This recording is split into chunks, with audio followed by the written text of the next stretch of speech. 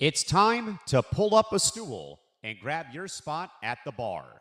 The stadiums are dark, the scoreboards are off, and the final whistle has long since blown. But in here, the lights stay on. Welcome to the ETB Lounge on the Empty the Bench Network. This is your official post-game nightcap, where we break down the biggest hits, pour one out for the heartbreaks, and dive into the stories that linger long after the clock hits zero. Whether you're here for sharp analysis or one last round of sports talk with the best fans in the game, you've come to the right place. The games are over, and the conversation is just getting started.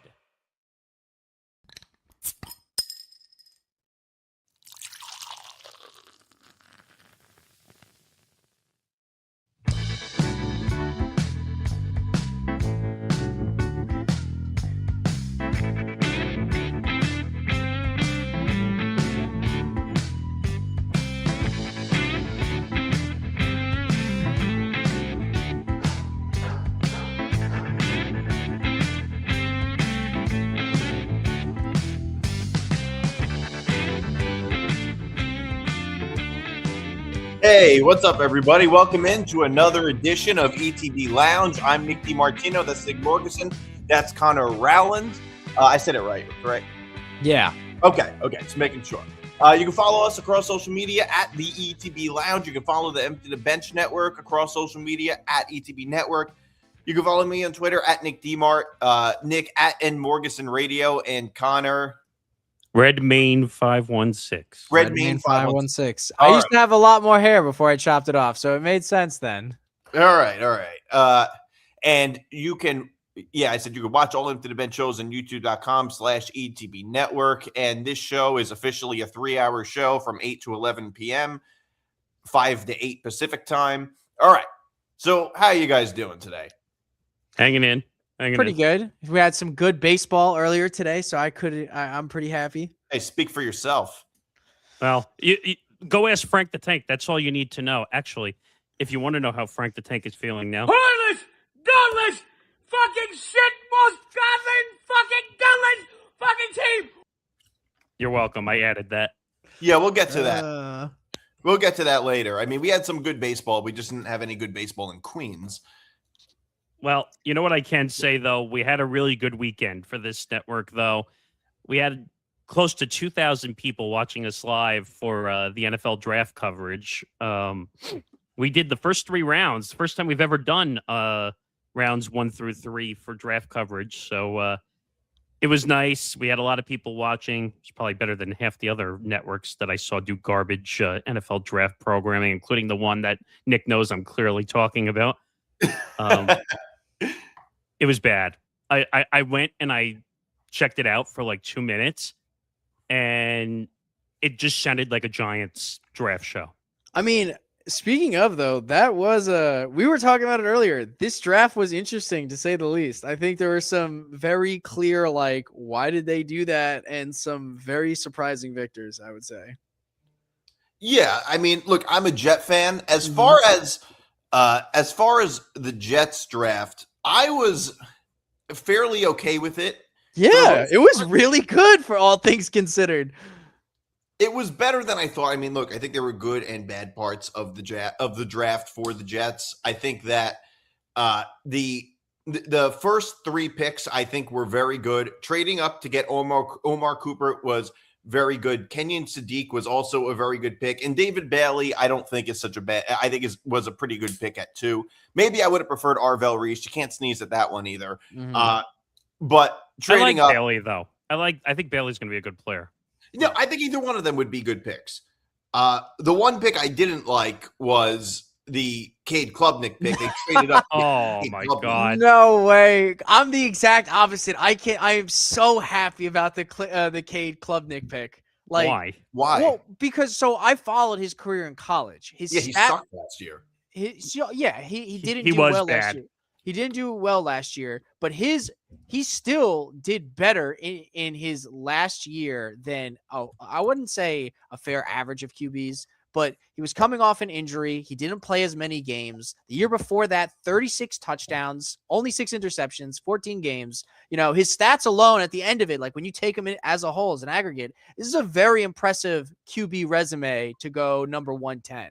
And you have Geno Smith there behind the wheel, so you're not really certain if this is gonna work out, if you have any real faith in it.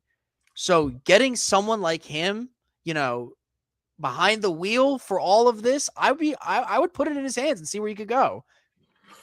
There are way worse picks. I mean, like Ty Simpson, for example, went way higher, and his stats are. It's not that they drafted Cade Klubnik. It's that they traded up. They traded up for the pick. Yes. I mean, it's one thing if he falls in your lap in the 7th round. Mm-hmm. Right.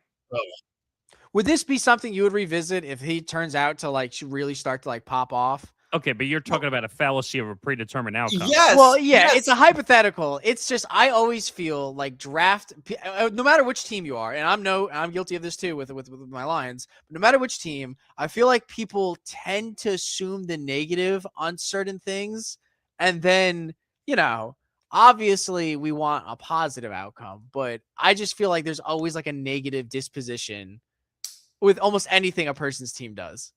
Well, that depends on the team you root for. And if you're a Jet fan, you have pretty good reason to believe that. If you're a miserable Jet fan, like the two of us in the upper boxes here who've dealt with mediocrity since we've been alive, when's the last time they won a Super Bowl? Super Bowl 3 or Super Bowl 1, whichever one it was. I don't even remember. Super Bowl 3.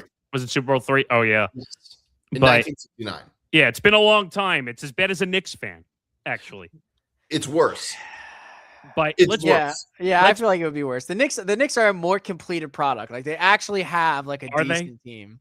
They just the Knicks are at least a playoff team this year. They're playing in the playoffs. They played yesterday. The Knicks haven't made the playoffs since I was 14 years old. Yeah, but to lose 2 games already to the Hawks is not a good look. Well, they're going up against a team that held. That's still a lot better than the Jets not even making the playoffs for 15 years. Well, yeah. And to be fair, they're fighting the cursed team.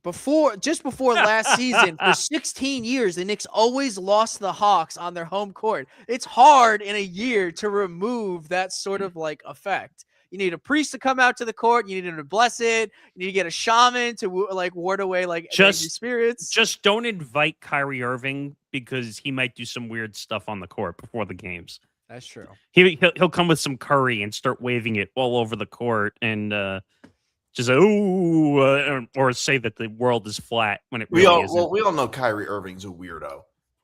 Well, don't say that too loud. Someone might reject that topic and not allow it to be discussed. Yeah, that topic is banned. But you want to talk about what's going to be talked about on the show today so people can have an idea of what's coming up in this 3 hours? Oh, yeah. So we have the NFL draft, and then we're talking about the Knicks-Hawks series, which we already talked about a little bit, and some more of the NBA playoffs, and the Red Sox firing Alex Cora. Okay. So we'll talk about that a bit, and then we'll get into some more drama. I mean, the Alex Cora story I don't care about as much, but but then we'll get into all of the, sports media drama with Diana Rossini, Paige Shiver. Paige Shiver was the girl that Sharon Moore was banging. Yeah, that's a way of saying it. Yeah. No, dude, the Sharon Moore thing was just so out of left field. It wasn't really though. Well, it went from a news perspective. It went oh, this isn't going well for Sharon, and then he showed up at the house with a knife in hand. Well, it escalated super quick. That wasn't good. I'll give you that much. But none of it was good. First of all, for him to get 18 months probation and no jail time is still... Well, he probably has a really good lawyer. But that's still incredible to me that he got no jail time. All right, we'll get to it. We'll get to it.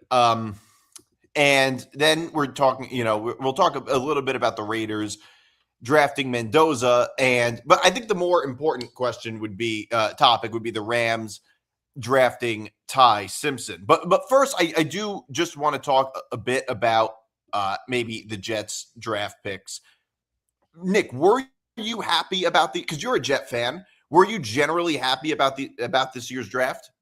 I was. For a change, I was actually happy with what the Jets did. I like the Bailey pick. I was concerned whether they were going to pick Avril Reese in front of Bailey, but I think Bailey's Arvell. Sorry, I think of whatever. Not the point. Anyway, I thought they were going to pick Reese over Bailey. that was what a lot of people were saying. But I think Bailey's the better player. I think. From at least he was out of Texas, right? From what I remember. Texas Tech. Texas Tech. Wait. Yeah, David Bailey. Yeah, Texas Tech. So I saw him play a few times. He's a really good defensive player. God knows how much help the Jets need on defense. But or everywhere. That's true. Good pick. I think the draft went really well. They even traded back up at the end of the first round too, which was kind of confusing. But by the way, how many picks did we get traded at the end of the first round? It was like 6 teams traded 1 pick or something, or 5 out of 6 teams traded at the end of the first round. It was incredible.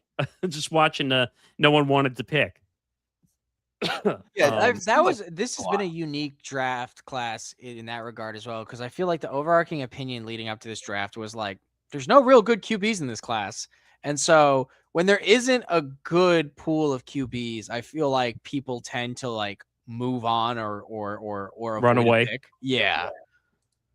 But that could also be because so many teams need a QB right now. Like, I don't know how I would grade the Jets draft. I would say like an A-, B+, somewhere in there. I'd give it a B, which is fairly decent. Which is way better than any grade the Jets have had in the last 15 years. I'd even give it a B+, actually. I'd probably give it a B+. If it was the test, I'd probably give it an 88. That's fair. I mean, I think that's fair. I'm super ecstatic for this pick. Like, I can't get over, like, I think Cade was just like, we'll see, but I think Cade is definitely going to like prove to be the guy that you want behind the wheel with all these offensive weapons that they picked up when Geno Smith inevitably does not work out.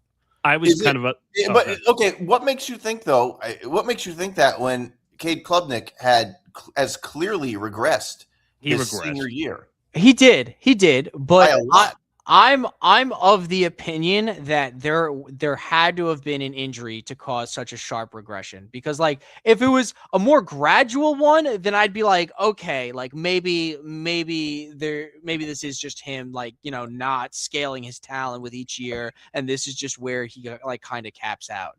But the difference, the stark difference, 36 touchdowns to 16. I mean, like, the almost 1,000 yards less, like that tells me that something is going on with his body. And here's the thing though. If that's true, how do you know that's not going to be a chronic issue that follows him into the pros? You 100% don't. But I know even more certainly that Geno is not the answer. Well, I could have told you that. By the way, I don't think it's necessarily true that it had to be an injury. I mean, it's not the first time we've seen a quarterback, especially a Clemson or former Clemson quarterback, regress like that. That's true. If you look at, a really good example is DJ Uiagalelei. After when he went to Florida State after he played at Oregon State, he had an even worse regression than Cade Klubnik did. It's not that crazy for a college quarterback to regress without an injury. Well, that also just means that some guys are just not ready for the NFL. I mean, look at some of the guys which were way overhyped. Carson Beck ended up getting drafted, but I was surprised he got drafted. Who picked up Carson Beck again? Who was it? The Cardinals? Yeah, the Cardinals. Yeah. Which I don't know. I'm not a big fan. I mean, I heard he's smart and he finished his classes early, and I get all that, but he could be Tim Tebow on the field for all I know. Well, but it's not a bad pick given the full context for the Cardinals, because I'm at the bottom anyway. They don't really have much else, so it's kind of worth taking a chance. I mean, I get that, and I understand that. But, like, there were quite a few picks, though, like, right off the bat that, like, shocked me. Like, the Jeremiah Love pick at 3 was surprising to me. I thought that was a little reaching slightly. I thought it was super expected for the Cardinals to go for Love. I thought he was going to go closer to 10 because that's where they said he was probably going to drop to, or not drop. That's where they thought he was going to be picked. And then I thought the Ty Simpson pick was a super reach. Dude, I thought it was so funny what McVay said to Ty on the phone, where he's like, "Let's go make history, coach." And then and McVay's like, "Yeah, no, you enjoy your night, man." And hangs up the phone. It was such a bad reaction and you knew it was a bad reaction because the very next day they had to do a presser about how much in lockstep they are, which is never a good sign. I will tell you, I did make a stir on social media. Nick's used to this by now. That I don't know if you saw the clip, Nick, that went out from ETB Sports, but I called Fernando Mendoza overrated during my my show. I would agree with that. And people went nuts all over our TikTok account, the ETB network account, where I put it out to the point. Wins is a QB stat, as someone sees an undefeated QB goes and wins like the college like championship, well, they're gonna be like, oh, he's the guy. Well, I want to give some logic to that because people are saying, well, oh, you were probably playing video games. You probably just hate him. Like, people were saying stupid things. Nick, I dare you to go look in the TikTok section. There was so many ridiculous comments made on my behalf, including, oh, I'm podcasting from my mother's house in the basement. And I'm like, okay. I don't know what that has to do with Fernando Mendoza. That's a crazy dive for someone to be like, I just don't think he's that good. And like, it's a fair point. Well, I haven't seen much. My point is that he was on a very top-heavy team in Indiana. Yep. So I don't think he really had the ability to show his skill as a quarterback, number one. Number two, he's way too media rehearsed. He is media trained. Like, he came into this. It's not a bad thing. Perfect. It's not a bad thing. It's just... to me, it like when he was at the Heisman Trophy presentation, it was like way too much kissing up, kissing ass, like during the Heisman Trophy. Like, and don't get me wrong, I appreciate the fact that he's running the charity organization. I think that's great. And I'm appreciative of him because he's taking care of his mom, who I think has MS, right? But yeah, I think so. She is sick, yeah. So I appreciate all that stuff, but it's a little too much of I'm thanking God for winning the Heisman Trophy. I'm thanking God for being in the NFL, blah, blah, blah, blah. I don't like people that are like 100,000% media trained. Like, it's a little too produced. It's a little too suspicious. Yes. Like, sometimes you need a guy like Rob Gronkowski in the NFL who's just going to do crazy shit for no reason. But Gronk is also not a quarterback. It's different. Really? You're going to compare positions to this? No, but I mean, I think QBs do get judged differently. They 100% do. Not all positions are judged the same. No, I get that. But isn't judged the same as a quarterback. But wait a minute. Like, we're all looking at because Diego Pavia ended up not being drafted, but he did get an invitation to attend Ravens camp. That was officially said earlier. Really? Wow. Yeah. But, and by the way, there is something that needs to be cleared up for the record. There was a video, I don't know if you saw it, Nick, that he was sitting and doing an interview with John Gruden. And he said, I'm not getting an agent because I don't want them taking 5 to 10% away from me. He's an idiot if he thinks that. It's not true. Yeah, they can only take like a max of like 3%, I think. He has an agent. Oh, so he didn't say that. No, he did say it, but he has an agent. So he's being a hypocrite. At the time, I don't think he had an agent because the clowning that came out after that statement was, dog, it's not even 5 to 10%. The most an agent can take percent is 3%. That's not true. Which was what I read. Scott Boras, and Nick D knows Scott Boras better than anyone here. But Soto. But Scott Boras takes like 5% at least for every deal that he makes. Isn't Scott Boras for the baseball? He's also in baseball though. Yeah. But my point, my point is that that clip surfaced. I asked Zan about it, and he said it's not true. He has the same agent. I forgot. He said he's a UFC guy. He said to me he's got the same agent as somebody else. So that was almost like a sensationalizing clip, almost, that he made, saying I don't want an agent because I don't want them taking money from me. I think he was looking to go viral because he has an agent. Well, okay, so sports agents typically earn 3 to 10% of an athlete's playing contract and 10 to 20% of marketing or endorsement deals. In the NFL, it's 3% around. That's the max in the NFL. In the NBA, it's usually 3 to 4%, and in the MLB, it's 3 to 5%. Okay, so he doesn't know how to math then, because he's still 5 to 10%. Well, he doesn't know. That's also why would he say that if he has an agent? I don't understand. Well, because some people were saying, like, because that's who he is as a personality.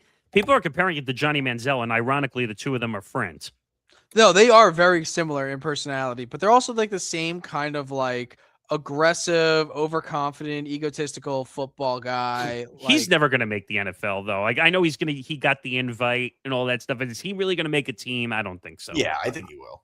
Oh, you think so? I hope so. Well, if we're comparing him to Manziel played in the NFL. It didn't work out well, but he I think Manziel was a more football skill than Pavia. Oh yeah, well, I mean Manziel is one of the best college quarterbacks of all time. He's up there with Tim Tebow.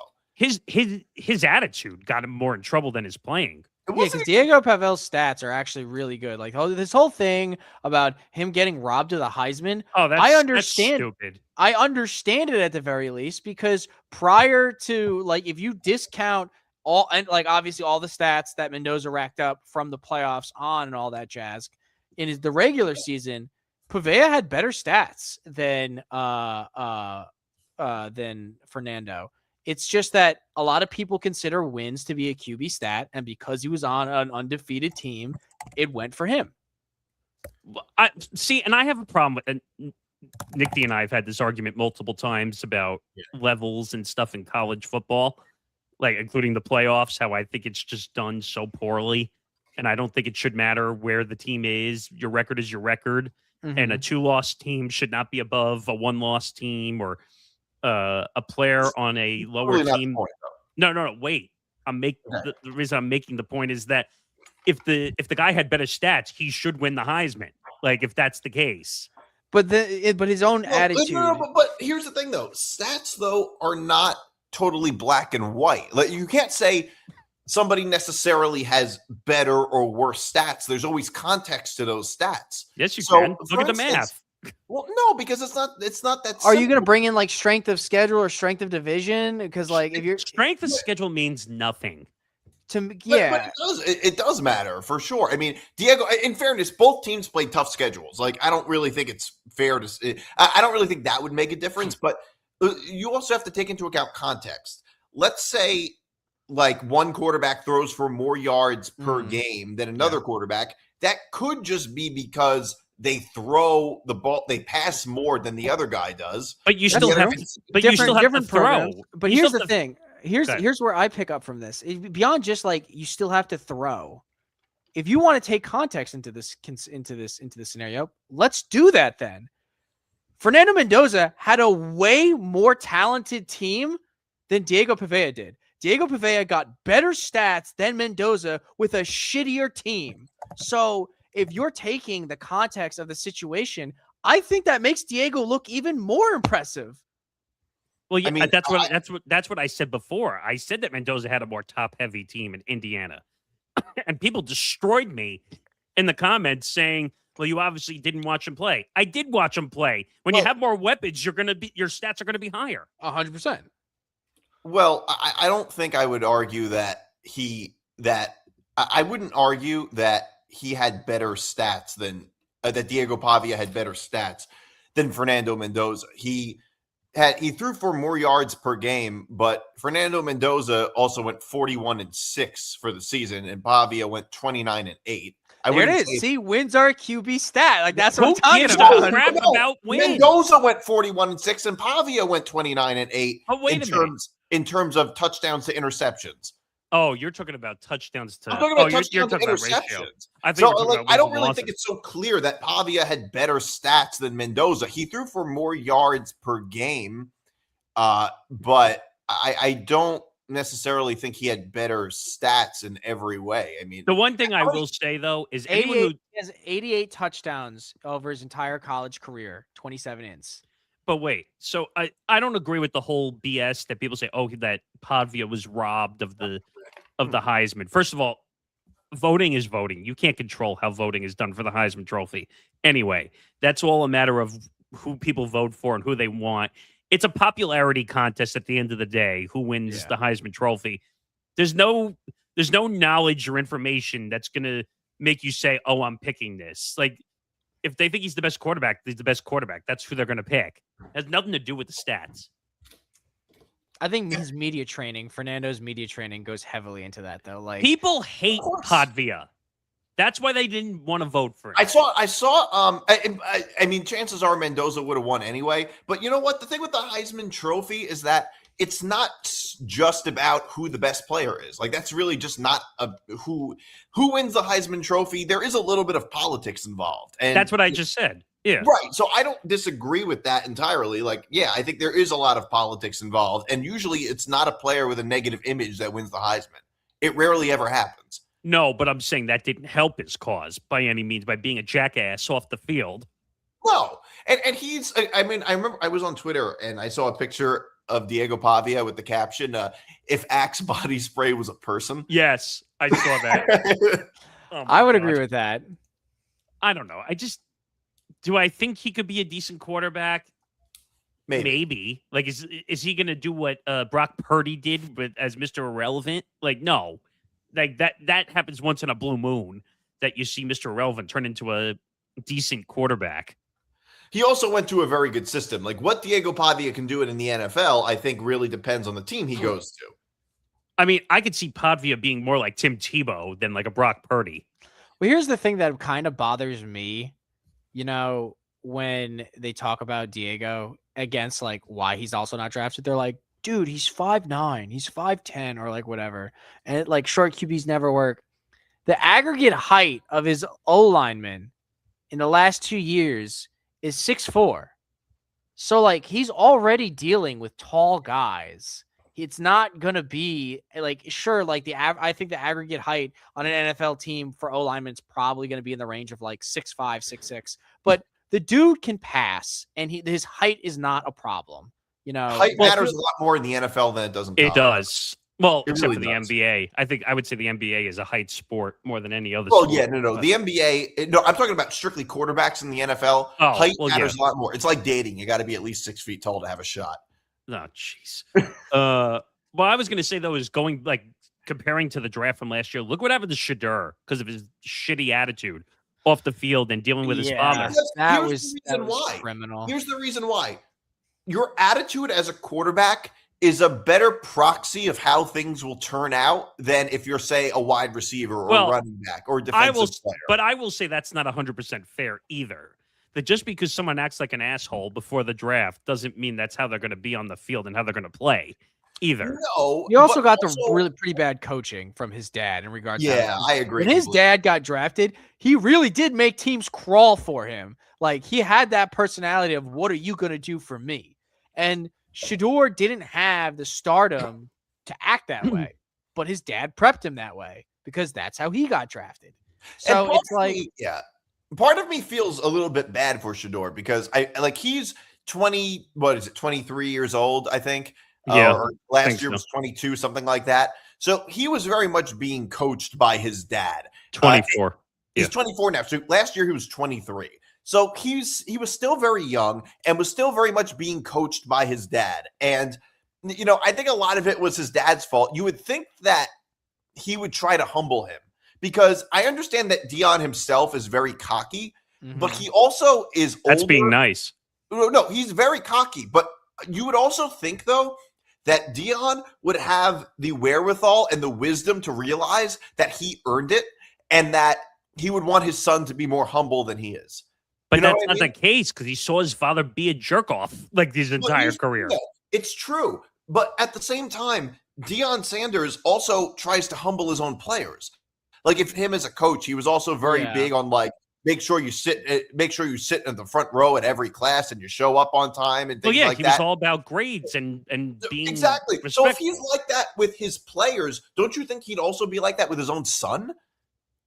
Yeah, but maybe he doesn't control this, or his son doesn't listen to him. He's obviously like this whole too legendary thing that Shedeur Sanders was doing last year. That was all pushed by his dad. Well, you could say the same thing, and I know I'm crossing across sports, but look at the Ball family and look what happened with LeVar Ball's sons. Like, look how bad they turned out. It's completely bad. Are you kidding me? Yeah. What? They turned out awful. No, they didn't. Are you didn't. calling LaMelo Ball awful? LaMelo Ball turned out to be an awful driver, but he's a good player. LaMelo Ball can fucking ball, bro. And his older brother would have been good too, but he was just injury prone by the time he got there. But but wait a minute. His father was a complete asshole leading up to the draft, saying that we're only going to go to the Lakers and we're only going to do this. Wait a minute. Here's the difference. Lonzo did not, and LaMelo did not come across as assholes leading up to the draft. It was just his dad. Yeah. At least you can say it was his dad being a jerk, but you can't say that about Lonzo and LaMelo. And here's the thing. He produced, I'm not a big LeVar Ball fan, but he did. Two of his sons ended up making the NBA. Yeah, that's a pretty big deal. And he was saying that, like, but from day one, he was like, "I'm gonna bring my kids to the NBA." Everyone made fun of him, but he fucking did it. So the only one that didn't turn out as well was LiAngelo. Well, no, he was the idiot that got caught in in China? China, he was stealing from a convenience store. It wasn't a convenience store. It was like it was from, I think it was like a Louis Vuitton store. It was like, it wasn't even like it was food. It was something nobody needs. It was like I think sunglasses or something like that. And Trump had to bail him out of China. Trump bailed him out. And that was when LeVar Ball pulled him out of UCLA. Okay, you were right. It was designer sunglasses from a Louis Vuitton store in China. And because of the way the laws were, people would hold U.S. citizens hostage in foreign countries, and Trump had to bail him out or else he was going to be stuck there. Well, imagine going to a foreign country, especially a hostile foreign country like China, and stealing things. I mean, what an idiot. Go ask Brittany Griner how that worked out in Russia. Well, Brittany Griner did not do that. No, I'm not saying she didn't do anything half as bad. No. What are you talking about? She brought drugs into a foreign country. She brought like CBD oil into Russia. Okay, but the laws probably had no idea it was that's not nearly as bad as stealing. It was her cartridges, Nick. No, I know. What I'm saying though is that Brittany Griner didn't do anything nearly as bad. She brought like CBD oil, something you can get at a store in New York. I can understand why she thought she wasn't doing anything wrong. At least in LiAngelo Ball's case, he was stealing something from a store. Like, that's a lot worse. Let me be clear about one thing. I'm not comparing one to the other. She didn't steal, but she transferred drugs technically across international lines. Yeah. Technically. I mean, technically. I don't know what the rules are for that anymore, but like Russia, she was very much a political prisoner. Oh, clearly. They were looking for a fight. Obviously, but I would also say, like, are we really surprised that professional athletes aren't responsible people? No, they're young kids. Some of them, some are. Well, even when they're older. Well, not even when they're kids. Too. Like the culture of being a professional athlete promotes immaturity because you have so much pull, power, and leeway over a variety of things. Well, they think you could do some really fucked up shit. Call your agent, and by a week, the whole event's been media trained, scrubbed, and good to go. It depends. I think that's true for some athletes. I wouldn't say that's true for everybody. Like, go ask Sean Watson how that worked out. Well, I don't think that's true in football entirely because there's a lot of players in football that don't have a lot of pull. If you're actually, Connor just made a good point. What about Tiger Woods, who keeps getting slapped on the wrist every single time? I can literally go down the list. You have Tiger Woods. You have several notable UFC fighters, including Conor McGregor. Conor McGregor got pulled out of a lot of shit. Who else? This list could go on forever. There's so many bad guys. Yeah, I'm not going to go down the list, but you are correct. It is different sport to sport, but there's such a high population in every sport of these instances happening. But no, I think some of that is product. But some of what you're saying though is a product of being rich and famous. Like Tiger Woods getting out of trouble is because he's rich and famous, not necessarily because he's seriously. You're going to rich and famous because he's an athlete. And no, I get that. I get that completely. But not all professional athletes are rich and famous. But wait a minute. You're saying that getting out of trouble is because he's rich and famous? Tiger Woods. Yeah, no, I would agree with that. Yeah, he is getting out of trouble because he's rich and famous. He's getting into trouble because of how he acts as a professional athlete. But he gets out of it. But wait a minute. You could say on both sides, getting in trouble and then getting out of trouble is because of being rich and famous. Absolutely. Yeah. So I would say both sides of it is because he's rich and famous. I mean, look, Tiger Woods, the fact that he's rich and famous helps him a lot when it comes to getting out of trouble, without question. But the thing is, all professional athletes are not rich and famous. Some of them you haven't heard of. Is a random 7th round pick drafted by the Cardinals or something that's going to play on special teams. That guy's not rich and famous. He doesn't have the same privileges. No, what would happen is if he got in trouble, you just get cut and you wouldn't hear anything. Exactly. So I think in football, like I think there's a little more accountability depending on the position that you're in. It's like that in basketball too, by the way. Like it really depends on how much power you have. I wouldn't say all professional athletes are that privileged. Oh no, I'll tell you right now, like if LeBron James got in trouble for drug possession, you really think the NBA is going to do anything to him because he's the biggest name in the NBA? No, of course not. I think LeBron is too smart. Like if LeBron were smuggling drugs, he'd give it to somebody else. Because no. But my point is, are they going to give him a suspension? No, of course not. Well, I think Adam Silver's corrupt, but that's a whole different issue. But my point is that the guys who are more popular, they can get away with breaking the law because the leagues are not going to suspend them. But I mean, the more important question is what will the legal system do? Like that's I mean, although you know what, I know the way we're talking about it, we think that athletes are invincible and can get away with anything. Oh, I don't think eventually it catches up to you. Yeah, I don't think that's true. Yeah, it like Henry Ruggs, he was a star wide receiver. Well, in his instance, it caught up to him very rapidly because he crashed the fucking car. Like, it's kind of hard. I wouldn't even say it caught up to him. He made a really bad decision. I don't think he did. I don't know if he did anything. The NFL has a free Uber service. It's like their own version of an Uber service that would have picked them up for free. Yeah. I would abuse the hell. I'll be polite. And they said afterwards. I would abuse the ever-loving shit out of that free Uber service. They literally said the reason they have it is so that guys don't get arrested for DUI. That's literally. But it's even worse than that because not only is it an Uber service, it is the highest level Uber service that you can possibly get. Of course it is, because they don't want their guys getting arrested. Obviously. And, I mean, look, if I can tell you anything, it's never, ever drink and drive. Well, obviously. Never. That doesn't stop athletes from doing it. I mean, look, I'm a bad enough driver when I'm not drinking. I can't be drinking and driving. Dude, couldn't be me. I'm a great driver. I will say this, and a lot of people seem to fail to understand this distinction. Even if it's just a road soda, it's not legal, man. Like, you know, you can't just pull up at a stop sign and drink at a stop sign. Road soda? Yeah, a road soda. What is that? You guys never heard of a road soda before? It's a beer. It is? Yeah, it's road soda. Road soda. A beer is only Henry Ruggs calls it that. All right, I got a definition. A road soda is an alcoholic beverage, typically a beer or canned cocktail consumed while riding as a passenger in a moving vehicle. Oh, the passenger. No. The people who call it a road soda are definitely drinking it while they're driving, and I feel like maybe it depends. Maybe it depends on where you're from. Well, actually, it says there is a technicality, though, that you're not supposed to have an open alcoholic container in the car. Yes, that is true. So I think it's wrong either way. Even if you're sitting in the passenger seat, you're not supposed to have an open container. Correct. The only time road sodas in the driver's seat are acceptable is when you're on the golf course and you're whipping that golf cart around. I don't even think you're supposed to do it there either. I would like to see a game warden stop me. Can you get a DUI if you're riding a motorized wheelchair drunk? That's a good question. I have no idea. I feel like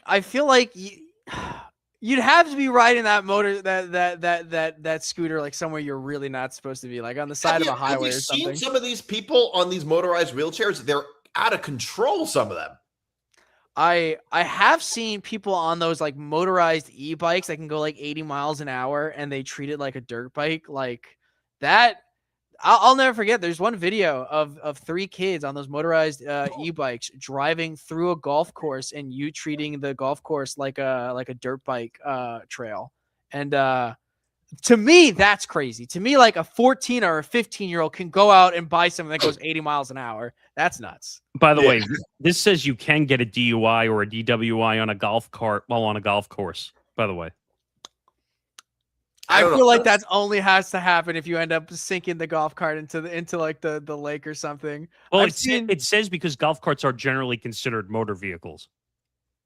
Damn, I guess I just admitted to drinking while driving on live. That's crazy. Dude, I'm the guy that when I go golfing, like there's like 4 clubs in my bag and the rest is just liquor and beer. Like I'm there to make sure everyone stays well lubricated. How do people have the time and money to go golfing? I don't. I mean, I like golfing. golfing. So crazy to me. It gets cheap as you get further into the sport. Like I would say the most expensive is the first year, because what you're really spending the most on is balls, because you can buy a shitty club set for like $250, and then what you spend the most amount of money on is balls, unless you go on like one of the third-party sites and buy used balls. See, like for me I'd rather go to the range and just freaking tank golf balls as far as I could, and I like golf, but I'd rather just tank golf balls off the range. I'd rather just go Happy Gilmore style and just start hitting balls like like a hockey player. Yeah, exactly. Golf club like a hockey. A hockey stick. I was great on the range. Like I can literally hit the ball 300 yards off the range. Like I've done that before. I don't know why, but I'm worse at the short game than the putting. But I can hit the ball hundreds of yards. The range is one thing, but imagine, if you will, for just one moment, it is a beautiful Saturday morning. It's 10 a.m. You have a sandwich that you made in your golf bag. Super excited to eat it. Just don't be tuna. You're on your fourth beer. You're with all your best friends. Your phone's not vibrating. You've got nothing to do for the next 2 hours. Are you on D&D? No, I'm talking about golf. No, I'm saying do not disturb on the phone. Oh, yeah. You have your phone on D&D, and I think you're talking about Dungeons and Dragons for a second. No. But it's the best feeling ever. And then you nuke a ball 280 yards, and you know your next shot's going to suck. But it's like, you know what? I'll be on my fifth beer by the time I get down there. It's such a great feeling. I've never gone to a golf course and gotten drunk while golfing. Never. I think getting drunk during the day is a bad idea. Yeah, I agree with that. My liver would object. I don't want to enforce the stereotype. I don't want to enforce a stereotype here, being 100% Irish. But I feel, we were talking about how Fernando Mendoza is media trained. I'm liver trained, man. Oh, God. It's a different category. Oh, boy. Yeah. There's also like in certain professions, some people drink a lot. Like a lot of like blue collar professions, the restaurant industry, a lot of drinking. Bartenders. Oh yeah. Well, but it's not even necessarily. It's just like the service industry in general has a lot of drinking. And same thing with like construction workers. A lot of them. Surprised? Yeah. Well, but like, it's not that I'm surprised that they drink. It's more that I'm impressed at how well they function. Like the fact that like you can like these are not easy jobs. These are physical, difficult jobs. And so many of the people who do those jobs are functioning hungover the entire time. Sometimes I've been in some jobs where if you need to get through the day by showing up the next day hungover, like, good Lord. I'll never forget my very first job was I was a janitor and maintenance man for a preschool. Interesting. Awful experience. Well, if you were still there, they'd fire you for admitting to a DUI. Yeah, really. Well, I never got charged with one. I drove the golf cart perfectly, man. Like, this guy watching. Are you really going to arrest me? I'm going to hit the cop with, "Officer, I am not drinking. Now watch this drive." And I'll probably just like smash it into someone's house. Why do I feel like you would go off the side of a cliff and into like a river somewhere? I won't lie. This will be my last golf story, but there was one time that we were driving and we were watching this like golf cart that was like 200 yards in the distance crest this hill. And so we were waiting for them to get out of the way. And as soon as we watch them crest the hill, we see it like jerk to the right, veer to the left, and then just slowly tip sideways and fall out of view. And we could hear it going down the hill from like 200 yards away. We got there. The dude was plastered. Dang. A bee flew into his holy shit. A bee flew into him. He freaked out, crashed the golf cart, completely totaled it. All right, should we move on? Because if we talk any more wild stories, I'm gonna have to clip them all. I already have a few ready to go. Yeah. Well, all I can say is the last time I drank during the day, I was in the Dominican Republic. Okay, but that's a vacation at least. Yeah, no, and I was 19 years old, and I drank during the day. I was hungover by like 8 o'clock at night, and then I felt better, and then I got drunk again. Oh, it works. Sometimes you got to rally. What is that? Are they legal? What is it? 18 in Dominican Republic? In most places in the world, it's 18. In the Dominican Republic, it's 18. I think you could gamble at 18 there too, yeah, right? You can gamble at 18 almost everywhere else. I mean, in the Bahamas, you can play. I've done the Bahamas. In the Bahamas at 18. Yeah, I'm going there next April. I'm looking forward to that too. And I gotta ask though, and it's a minor topic change. We're going from drinking to talking about baseball, which those two things go hand in hand. Personally, type of topic change. Mets fans might need a little drinking right now. I feel so bad for the Mets fans because not only are things awful right now, there's not much to be excited about either. I mean, you have Nolan plays well, I guess. I think that's the only thing I can really be happy for you guys about. It's Luis Roberts playing well, but that's about it. It's a bad scenario all around. Actually, I have a baseball story for you too. I don't know if you saw it on social media. I got into a fight with Zach Gelb on Twitter. Actually, yeah, well, that was all about Diana Rousseau. That wasn't a baseball story. No, but I fought with him on multiple things, but I guess we'll get to that later. I don't know why I brought that. Son. Yes, that's how. Yes, because nepotism leads to a job for a network radio show. All right, so yeah, if we want to move on, so the Knicks are now tied at 2-2. Are now tied at 2 with the Hawks. I think they had their backs against the wall again in Game 4, so I'm not exactly surprised that they ended up winning that game. I think the Knicks end up winning. I think in probably 6 or 7 games, even if they can't win on the road against the Hawks again. They at least have home court Game 7, so I think that's going for them.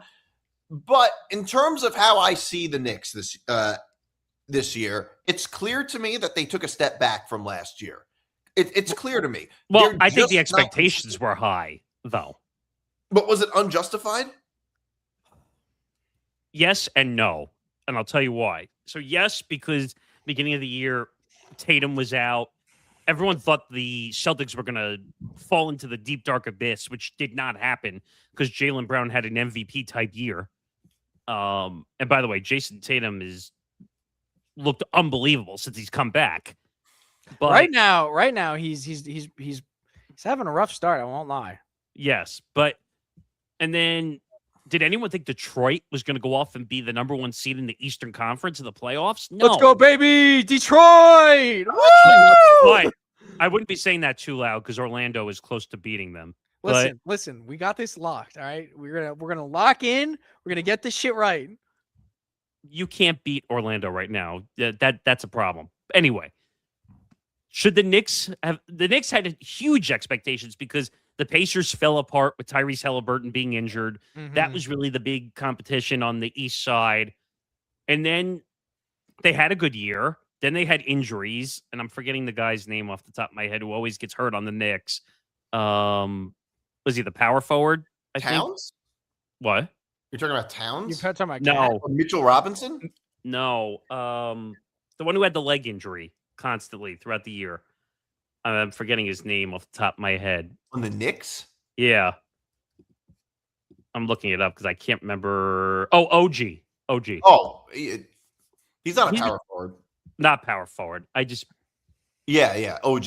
Yeah, OG was getting hurt nonstop and affecting them towards the end of the season.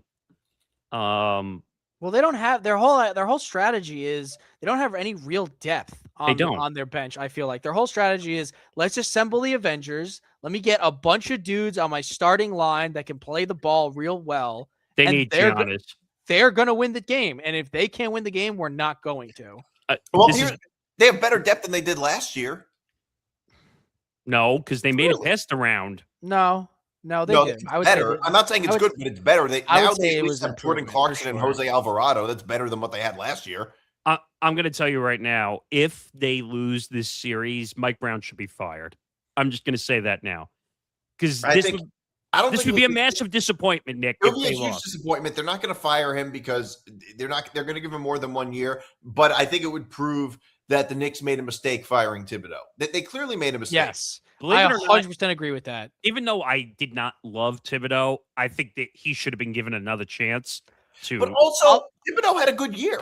I'll tell you one thing about Thibodeau. He would not have made that fucking mistake by having McCall Bridges throw the last fucking ball of that game. Oh, he would not have made that mistake. I can't begin to tell you how much terrible. I've soured on Mikal Bridges. Oh, so finally someone agrees with me on that. It's not been great. It hasn't been fun to watch, and it's been even less fun, I imagine, for him to play. And by the way, trading Bridges for 3 second-round picks to the Nets, like from the Nets to the Knicks. I thought that was a bizarre trade. He's way too inconsistent in the playoffs.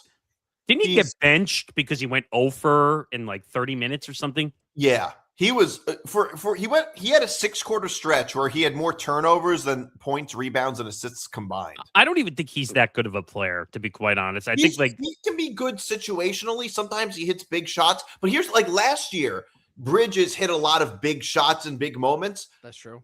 But it's also because he missed so many shots earlier in the game that the Knicks were dug in a hole. Like if he had made some shots earlier in the game, we wouldn't have needed him to hit those shots. I mean, just digging himself out of a hole. Isn't that the overarching Knicks problem? Consistency. Like, wait, so that is true. Connor's right. There is some consistency issues with the Knicks over the last couple of years. Health has been a huge problem for the Knicks over the last couple of years. What I'm about to say is not going to be popular with Knicks fans if they're watching right now. I don't think Jalen Brunson's a good leader. Wow. I don't think he's a good leader. I think they need somebody else where Jalen Brunson could be the second guy on the Knicks. Okay, well, all right then. Let me ask you. Who comes to mind? Giannis. They need to trade for Giannis in the offseason. Okay, but here's the thing, though. How much of your depth are you going to trade away for Giannis? And again, this is going to be unpopular. I would trade Towns for Giannis in a second. Well, obviously, I'd rather have Giannis than Towns, but you're going to have to give up more than just Towns for Giannis. Yeah. Yeah, but the thing is, the Bucks have no leverage because he's been demanding a trade for 2 seasons. Would Giannis want to go? Well, I guess it doesn't really matter. But I should say the Bucks have no clear to me that Giannis Giannis, if he really demanded a trade, he probably could have gotten out. He has forever. The Bucks didn't want to trade him. I don't know if Giannis wants to go to New York, though. I don't think he would. He would go to New York in 2 seconds. But there's zero. What makes you say that? He tweeted it out multiple times. That he wants to play for the Knicks? You didn't see it? Yes. He never said that. Hold on. Would you? Let me look this up. He never said that. He definitely He said he likes visiting New York. No, he never said I want to be traded to the Knicks. No. He said I like playing at Madison Square Garden and I like playing in New York. Come on, man. Read the tea leaves. That is how sports players talk when they want to get traded. That's 100% how they do it. Fucking Max Crosby was all over the fucking Ravens bullshit. Just because he enjoys playing in New York, though, doesn't mean he wants to live there. What? You're a professional athlete. If you play there, you do live there. You don't have to live there. You come there during the season. Yeah, but look, if it's true though that he wants to play in New York, I hope that's true, and hopefully the Knicks can get Giannis. I hope so. But you're going to have to give up more than just Towns. You're going to have to give up a lot more. I agree.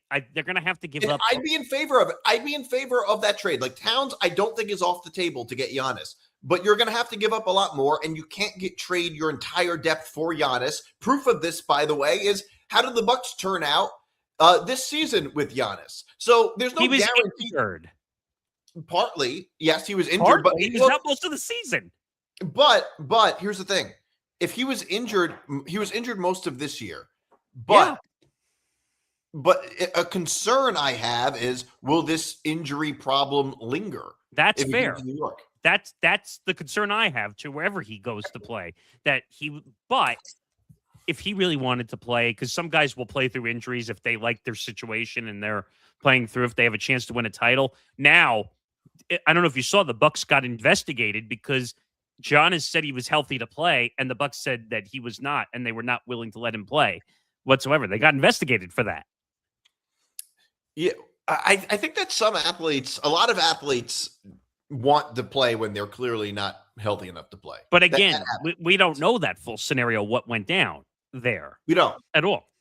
And apparently he was healthy. The Bucks were, and they got majorly investigated to the point where I think they said the Bucks were partially responsible for whatever went down, not letting him play. If he said he could play, you kind of got to take him partially on his word. I mean, that I've he could seen play. tons of instances where like a team doc, because you have to understand, like at the end of the day, these players are assets for an organization. So if a team doctor tells your coach, yeah, theoretically he could play, but if he fucks it up even worse, he's out for like 2 to 3 years. Yeah, but you can't lie. And therapy. But you can't lie and say, oh, he can't play at all. That would be lying. You can't do that. Well, no, I feel like it was a situation where they were like, the doc was like, he really can't play. Like, he can play right now, but it's highly inadvisable. And so the team made a decision, okay, we don't want to injure one of our best players. We'll keep him off the ice, so to speak. We'll keep him off the court. And the player themselves was like, no, I can play. Yeah, I mean, theoretically, maybe you could. Is it smart for you to do so when they're paying you hundreds of millions of dollars? No. I don't know. I just this team is not going to win a title with Jalen Brunson being the leader. They're just not. I don't think he's not. In my opinion, I don't even think he's a top 10 player. To be quite honest, who would you put ahead of him? Who would I put ahead of him? I mean, who would be the 10 players? Because I think he probably isn't either. So I have SGA and Wemby would be at the top. Jokic would be at the top. Anthony Edwards. I'd have to think about this a little bit more because I don't have the names all. I mean, top. Giannis, Luka. Giannis, Luka. You can't Giannis because he was hurt most of this year, but Giannis, Luka. How many is that already? 6. If Kyrie was healthy, I would put him above him too. Not now, I wouldn't. But he's not healthy though, so we can't. I said if he was healthy, okay, but we can't include Kyrie because he's just way too much of a wild card. I mean, I get it. I agree with that as well. It's just I put Harden above him too. My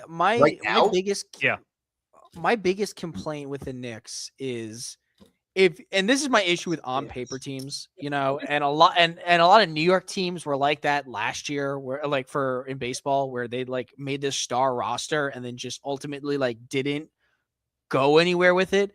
With the Knicks on paper, when you look at them and you look at what these players average, you should say to yourself, there's no way a team like this could lose when you have like 2 players averaging 23 points a game and another one averaging damn near fucking 30. Like, it don't make sense.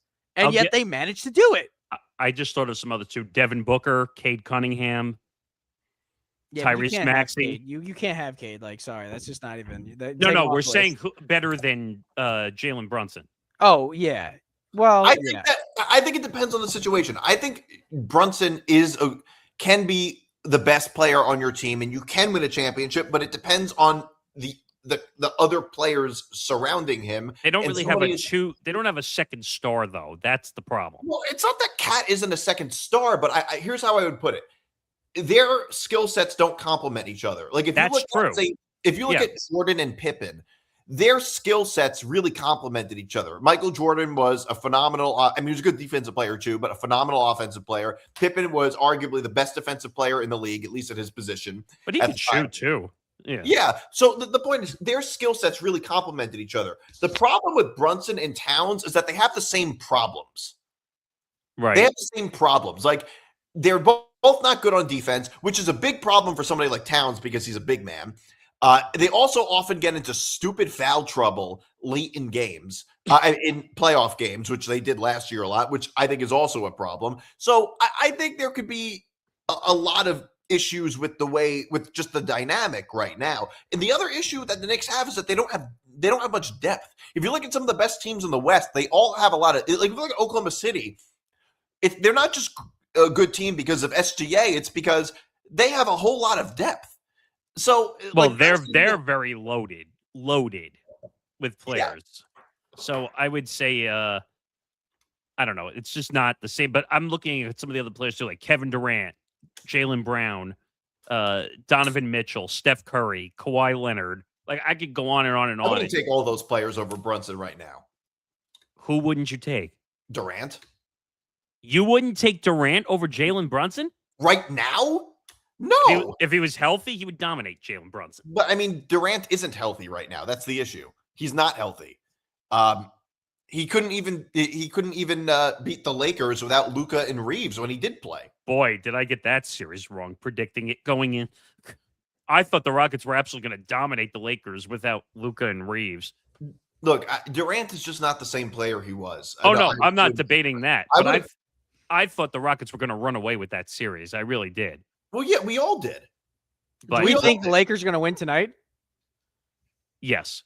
Yeah. Without Durant, the Rockets are not winning shit. They just can't. They don't have enough scoring power on that team without him there. Yeah, there's a lot of young players like that. Like Durant's the leader on that team, and he's an older player. There's a whole lot of younger players on that team too. And they lost their point guard at the beginning of the year too. I forgot his name.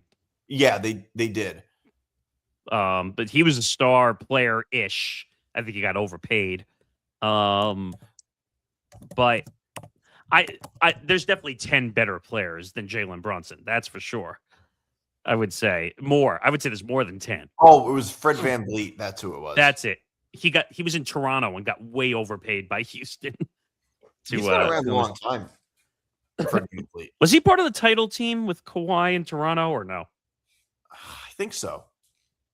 I could be wrong, but I think so. Talk about a team that randomly won a title, though. That was a really random title. And Kawhi was there for 1 year, wins the title, and then leaves. Was that the year, though, that he hit that weird clutch shot in the corner? Yes. In like double overtime or something? Yes. That shot hit like 5 different parts of the rim before it went in, too. Yeah. Does anybody have like a stranger career than Kawhi Leonard? Aspiration? But like, isn't his career trajectory so strange? Yeah, I could see that. Like he's not really available in the regular season very much. He's much more built for the postseason and still is able to have 2 titles, but it doesn't feel like he has 2 titles and is always constantly injured. It's super weird. No, you're right. There's not much more I can really say to that. He's had a strange career. He made the definition of load management a real thing too. He was a big part of it. I would argue load management was started by Greg Popovich more than Kawhi Leonard. Well, I'm saying he was the one that the Spurs would just sit out every game just because he didn't feel like playing. No, but the load management started off not with Kawhi Leonard, but with Manu Ginobili and Tim Duncan and Tony Parker. Actually, it started with that game in Miami that the Spurs traveled on the road to. It was a game on TNT, and the Spurs got fined like $250,000 because they sat all those guys, and it was a national game. And that's where load management started. But I don't know. But I do agree with you because I've heard you say this a bunch. I hate the stupid minimum games rule for awards. Yeah. Even though I understand why they do it because they don't want guys just randomly sitting out of games for no reason. Especially now that sports betting is tied so intricately to the sport. Like, there's no way they're going to allow some shit like that, especially with it being last minute. I think it's good that there's a minimum amount of time that needs to be given before a player is like announced that. Yeah, but there's no way to stop it, though. They'll just get a note and say they're injured. Like, there's no way to officially stop it from happening. No, but I think you can, because if you're faking an injury, you can kind of sniff that out. Not necessarily. Well, not necessarily, but you might be able to. If a player, if you tried to get around it by saying, "Oh, I got an eye problem," go ask Joe Burrow and the Bengals how that worked out. I remember that too, and I actually in my pick'em I took the Bengals, and they ended up getting fined for that. Well, yeah, because like Connor just said, it affects gambling. It affects sports betting. Oh, yeah. And because they said, like, in some of the pictures, he was walking around with something either on his hand or his foot or whatever, and then it was mysteriously gone when they took another picture of him.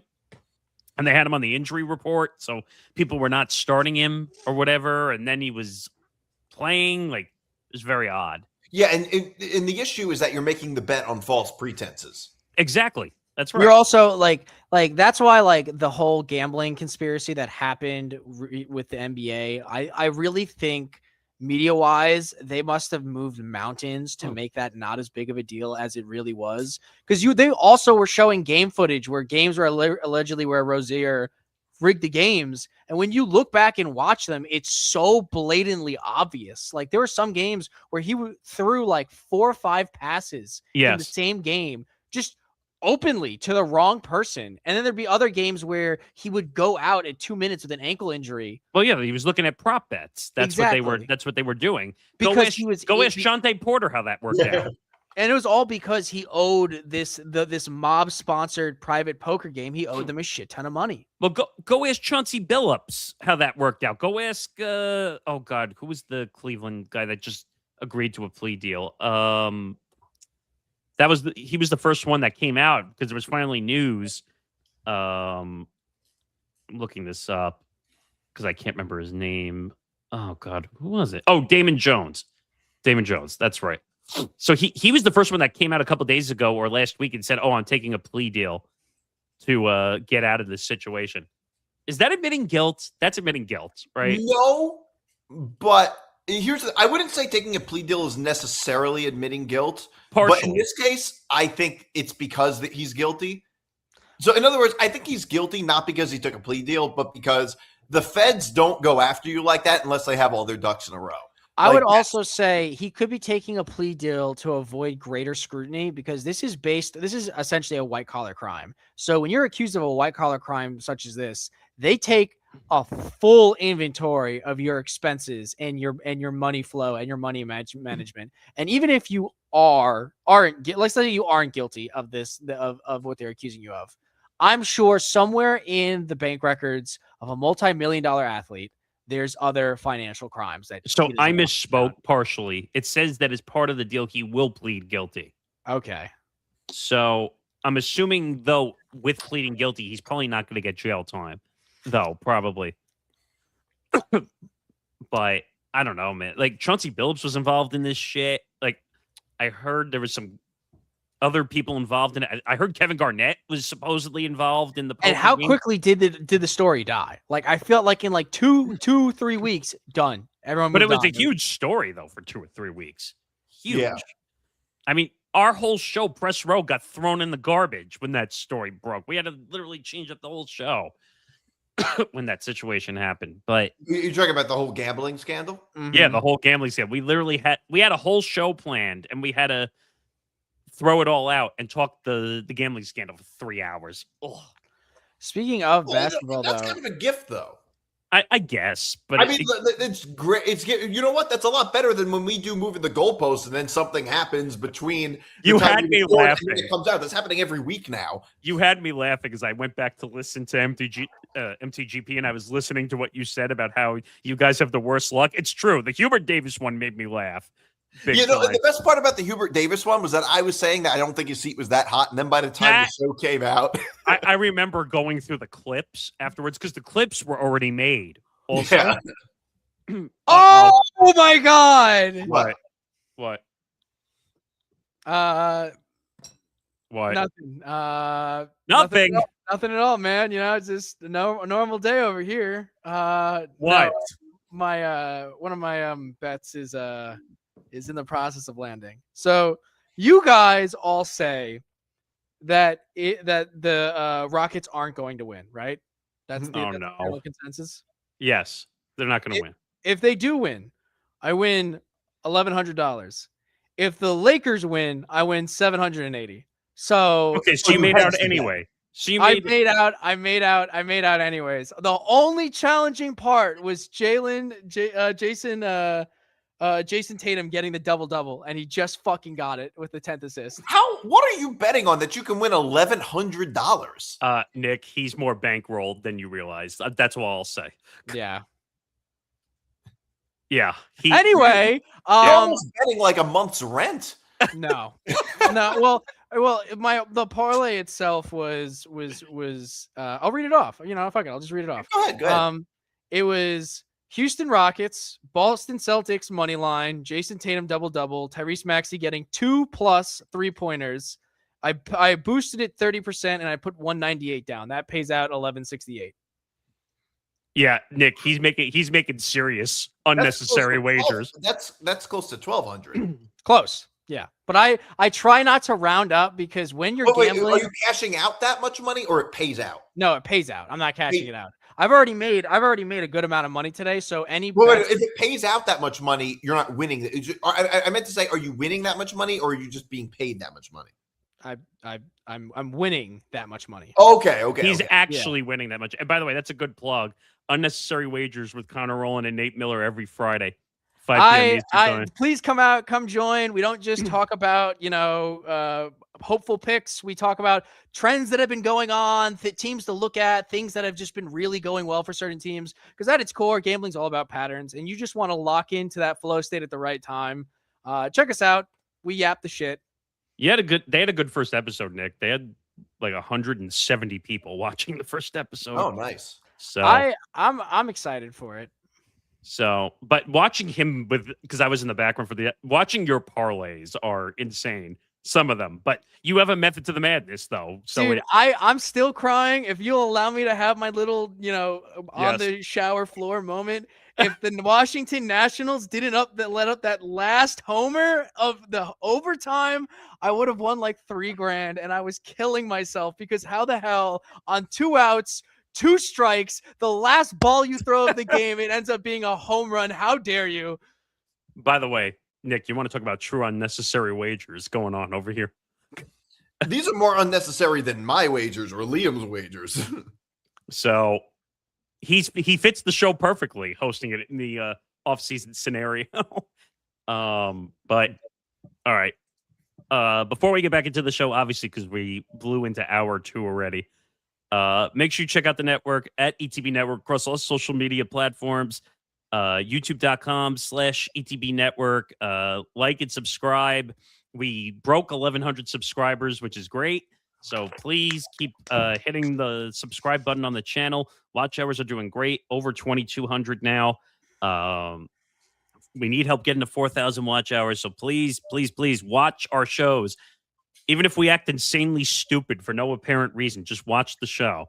Or if people don't watch, we're going to have to start doing our shows naked. Listen, at the very least, I practice my stand-up routine up here. So you could save yourself the $3. You can watch your show instead. You don't have to come to the bar. It'll be a great time. At the very least, I'll entertain you. I promise you. Even with unnecessary wagers. Like why would anyone take the Washington Nationals, one of the worst baseball teams ever, to cover a run line? Who the hell bets baseball? I made so much money off of Connor, baseball. this is what I told you. Didn't I say this to you? That's I feel like if you can't make money off of baseball, and I don't mean to at you, Nick, but if you can't make money off of baseball, you just can't make money off gambling. It is the most like spoon-fed profits of sports out there. He showed me some of his parlays. Some of these are insane, but I get them somewhat. So baseball, I will say this, and you have to tune into Unnecessary Wagers if you want to find this out. I'm not selling a course. I'm just talking shit. But if in baseball is the most susceptible to gambling systems.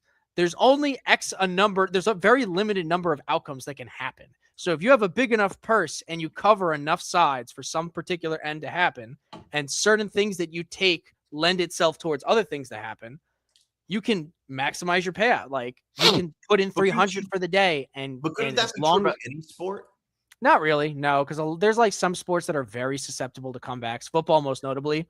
Football, you could have I would say it's harder to come back from, say, a 3 to 4 run deficit in baseball, right, than it is to come back from a 3 touchdown deficit. But the flip side is also true, which is that it's hard if you're in the hole, it's harder to come back. Right, but that's why you just plan out what you're taking. Like, you have to make the right pick first. There's a way to narrow down. We'll talk about it at a different time. I don't want to Friday the next 40 minutes. What is your win percentage in baseball? Probably like 62%, I would say. Dang. Probably. If I'm not the math guy. Like, I do keep very sharp P&Ls, but I am probably, I would say I hover like, give me like 4 to 5% off, give or take, but I would say around 62%. But like, it's not like 62% of your parlays hit. No, yeah, 62% of my parlays hit. Dang. 62%, regardless of how many legs on this, because even if you hit like less than 50%, if the odds are very high, you're still making a profit. Well, it also depends on like what you count as a hit. Like for me personally, if you're cashing out for more than triplicate of what the buy-in was, I consider that a hit. If you're cashing out completely. Yeah, if you're like, I've seen instances sometimes where like you've met, like there have been times where I've cashed out and I broke even because like I knew the game was going to swing back the other way, and so I took the money out before I could lose it. But that's not winning. That's just not losing. No, that's just breaking even. But like that's what I mean. Like there's differences for hits, but my point remains is that if you're betting on 2 games, right, just 2 quick game parlays, there's 4 teams playing. There's only X number of combinations those 4 teams could possibly come in. If your purse is big enough, you could take all 4 of those ways, put 200 in, come out with 450. The next night, do the same thing. Put 310 in, come out with 580, so on and so forth, until you get to a certain purse. Save it for wagers. Save it for wagers. Yeah. No. It's not. It's interesting. No, I'm listening to this. That's interesting. I know, but we got more stuff to get to. Yeah, I'm curious to hear what you guys think. I know you guys think that Houston's going to lose this. I don't know, man. Maybe it's because I might win $1,000, but I want to say I could see the without Durant, it's going to be tough. That's a tough team. Look, Houston's favored by 3.5. Yeah, they're negative 155 to win. No way, not happening. Yeah, is Durant definitively out? Yes. Yeah. Well, I mean, you're talking about Durant. You have to remember the Lakers also don't have Luka or Reeves. Yeah, by the way, Durant the on the Lakers won Rockets last is a bigger game, right? loss. What? What's that? The Lakers won the last game, right? They've won every game so far. Did you see the game? It was a crazy finish. Unfortunately, I did not stay up to watch the game. I watched till about like the third quarter, and then I was like, "Oh, I'll go ahead and take a look at this in a moment," and then I just went on to do other things. I would say maybe the reason why the people are thinking Houston Rockets are the favorite to win this game is because they're due for a win. Like it's very hard to sweep a series. Yeah, but without that's fair. But without Kevin Durant, you're toast on that team. But even if they get a game, they're still down 3-1. All right. Well, we can come back. Can we talk about, since Ben entered the room? Can we talk about a certain topic? Sure. Alex Cora, is that where you're going? Let's talk about Alex Cora being fired, because I think Ben still hasn't recovered from Alex Cora being fired, but. Well, it's not just Alex Cora. If I'm right, Ben, they fired pretty much like all the coaches. 5 guys. The hitting coach, Pete Fatsi, the assistant coach, Dylan Lawson. Jason Varitek. Well, Jason Varitek, they offered him another role, but it was more like a demotion. So I was like, no, I'm not sticking around. And then the third base coach, Kyle Hudson. Yeah, so they cleaned house. Yeah, they cleaned house, and it's not a good situation. They're 10-17 currently. It was a little weird that he got fired after winning 17-1. Yeah. Though. They said that was the first time since 1887 that a manager got fired after a 17-1 victory. That was the Cincinnati Reds? I don't know. I just know it was 1887. Yeah, I did see that. I mean, that's a long time ago. That is a long time ago. But Ben, what was your first reaction seeing Cora get fired? Tatum's going off. I was shocked. Do you think he's going to fix anything? What's that? Do you think it'll fix anything? Well, I mean, they won today. So that's smart. Sure. But there was the press conference today, and they basically said that Craig Breslow wants his own team. That's basically it. And there's a little bit of friction going on between both him and Cora, even though that Breslow thought that they were pretty much on good terms, which I don't know in terms of what's going on behind the scenes, but I am very, very shocked that it came this early. I thought that there was going to be some changes. They must have listened to my rant from hitting for the cycle this past week in terms of there has to be something changing up, because about a week later, my brother, who's actually right next to me, essentially told me the news, and I'm like, wait, what happened? So I had to kind of like go through that. I saw actually Nick Jared Carabas, the cryptic tweet. I saw it too. About like a Red Sox wedding type of thing. And I said, I said wedding. Like what type of thing is he talking about? Yeah. The red wedding. Yeah. So it's just crazy. I mean, there's a lot of people that didn't like Cora, people that did. I liked him a lot, but I do think that there was going to be change coming up for the younger players too. And I thought that Fatsy was somebody I didn't want to stick around, but he was a Cora guy. So it's almost like, well, if you have to go, you're also coming with us as well. By the way, yeah, that makes sense. That does. And A lot of coaches travel in pairs. I want to point out to Nick D also because Ben had a rant on it, and that was the clip I put up on social media. Nick, did you see that the Red Sox were selling Yankee jerseys and other apparel inside one of the was it Fenway Park, Ben, or no? In the team store.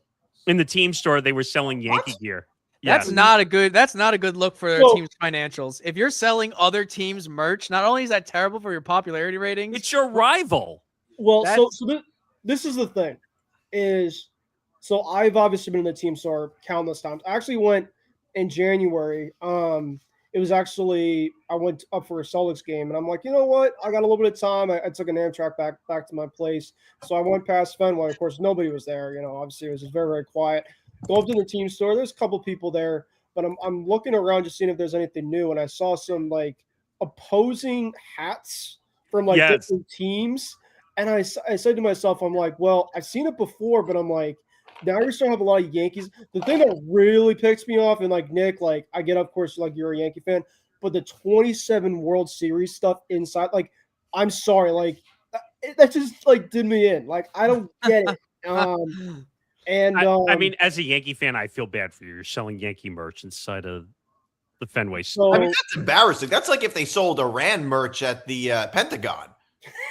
Well, I thought you were going to say crazy. I thought you were going to say Nick Philly stuff in the Mets team store. Oh yeah, that too. But can we just admit John Henry is like one of the worst owners in professional sports? If it wasn't for the 4 World Series championships, he'd be gone. He cares more about Liverpool than he cares about the Red Sox. Let's just be real. Yeah, no, it's freaking terrible. It's a joke. In case people I don't want to get upset anymore because that's just the reality of what it is. But he's basically acting like the Tampa Bay Rays, essentially. Oh, you mean just being cheap, or like the Marlins, or like the Wilpons? I told Nate, because Nate's obviously a Pirates fan. I said, Nate, you know, I don't want to obviously, you know, put your team down, but we're pretty much acting like a team like your team, which is like it's a small market type of team in which we shouldn't be. Yeah, the Red Sox are trouble. But yeah, we'll see what happens. You know, I do think that this is going to be Breslow's, you know, year. If he does anything good, he's going to stick around. If he doesn't, he's out. So part of me, of course, wants to compete, but I also want him, you know, out because I want some change. I want a guy that could come in and start spending if John Henry can ever leave, but I don't think that ever happened. But I just don't get it though, because Alex Cora was a great manager. I think it's if I read the stats, he had 620 wins. I think third most in managerial history for the Red Sox. Mm-hmm. I knew it was bad, but taking it out on Alex Cora, I thought Alex Cora was really good. And Ryan, shout out to my guy Ryan. You know, he was saying this stuff off the air. He said he was scapegoated, and 100% agree. I agree. Because there were some people that are saying, well, he's just like, you know, he didn't elevate younger guys after this and that. Look what Bristol gave him. Like, essentially, like, that's like going to a job. It's like, all right, you're going to just get handed with shit and try to just kind of, you know, figure it out. Like, there's so much you can do. And I thought there was a really eye-opening quote. I don't know if you guys saw this, but they got their doors blown off on Friday, in which the Orioles actually were shooting fireworks off because they ran out of fireworks. And they ran out of fireworks. And I think that was part of kind of the final straw as well, too. It's just like, well, we're getting our doors blown off. We just got swept by our travel. And John Henry's been at more games than he like really ever has been in Boston. So I think that there's definitely some stuff behind the scenes that was coming, but I did not expect this at all. Even though for like me as a fan, I thought changes were going to happen. I don't just really understand like what they're doing, but I'm a fan, so I had to figure it out. Well, let me ask you two full questions, and both of them are going to probably require a lengthy answer. So I'll ask the one that I think is shorter first, and then I ask the second one. What the Red Sox were looking forward to at the start of this season was that they were very confident in their pitching core, that they were going to do really well on the mound. Now, Ranger Suarez has been decidedly disappointing. So you've shift focuses to Garrett Crochet. Garrett Crochet has, I bet on the game where he threw 0 strikeouts in 6 innings. Like that game where David Portnoy tweeted out, like, what the fuck is going on? Like, I've seen him play poorly. Do you feel that the pitching mound now is coming into some sort of stride, or do you feel like the performance has still been lackluster? Yeah, I mean, I think, it's a long season, and I think part of it was, Crochet was saying after this last outing, which was one of her better outings, that catching with Connor Juan is obviously a big, type of thing. And he was, Crochet was saying in terms of his repertoire, using different type of pitches, pitch mix, I think was a big part of it. People were speculating if he was actually hurt. I don't think he was hurt. I think it's just more in terms of the pitch call in Minnesota. Obviously the game that just forget was just kind of one of those in which Minnesota's been really good against just a lot of elite pitchers. They did it against Skubal. They did it against Framber Valdez. They did it against Kevin Gossman. So I think that was just kind of like a one-off. The game against Detroit, I just did not think it was a good outing by him. But credit to him. He came back, did what he had to do, pitched against Baltimore. And, with Ranger, I think Ranger is going to be okay. The thing about Ranger is he has to command his pitches because he doesn't throw for velo.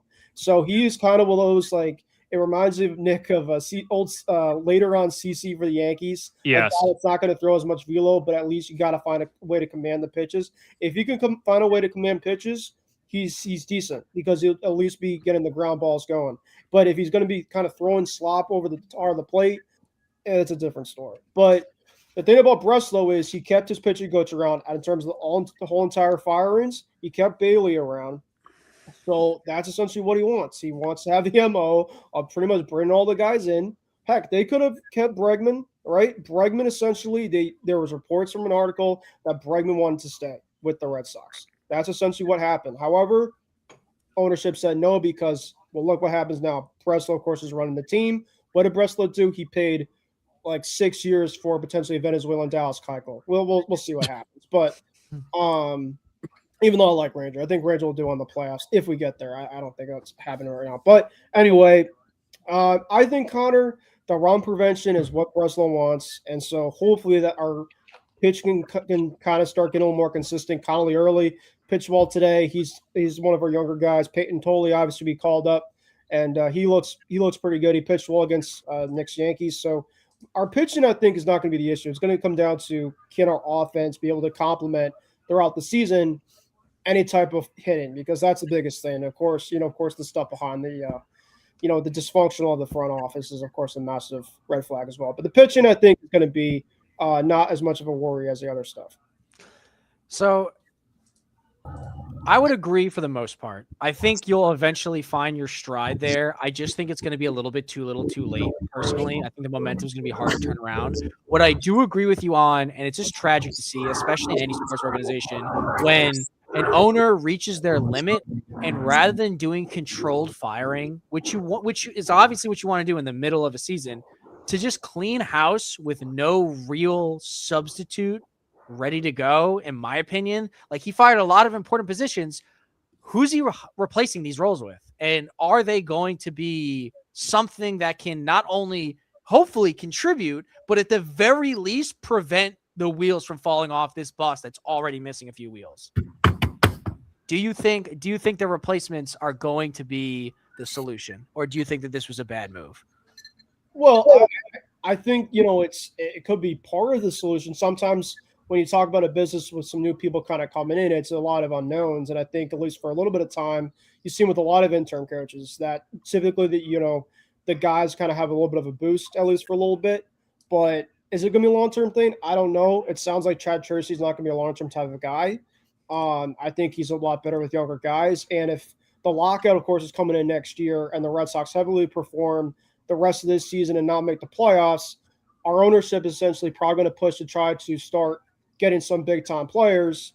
And Tracy might be going back to being a AAA manager with the younger guys and maybe hopefully transitioning over to possibly another guy, that can come in.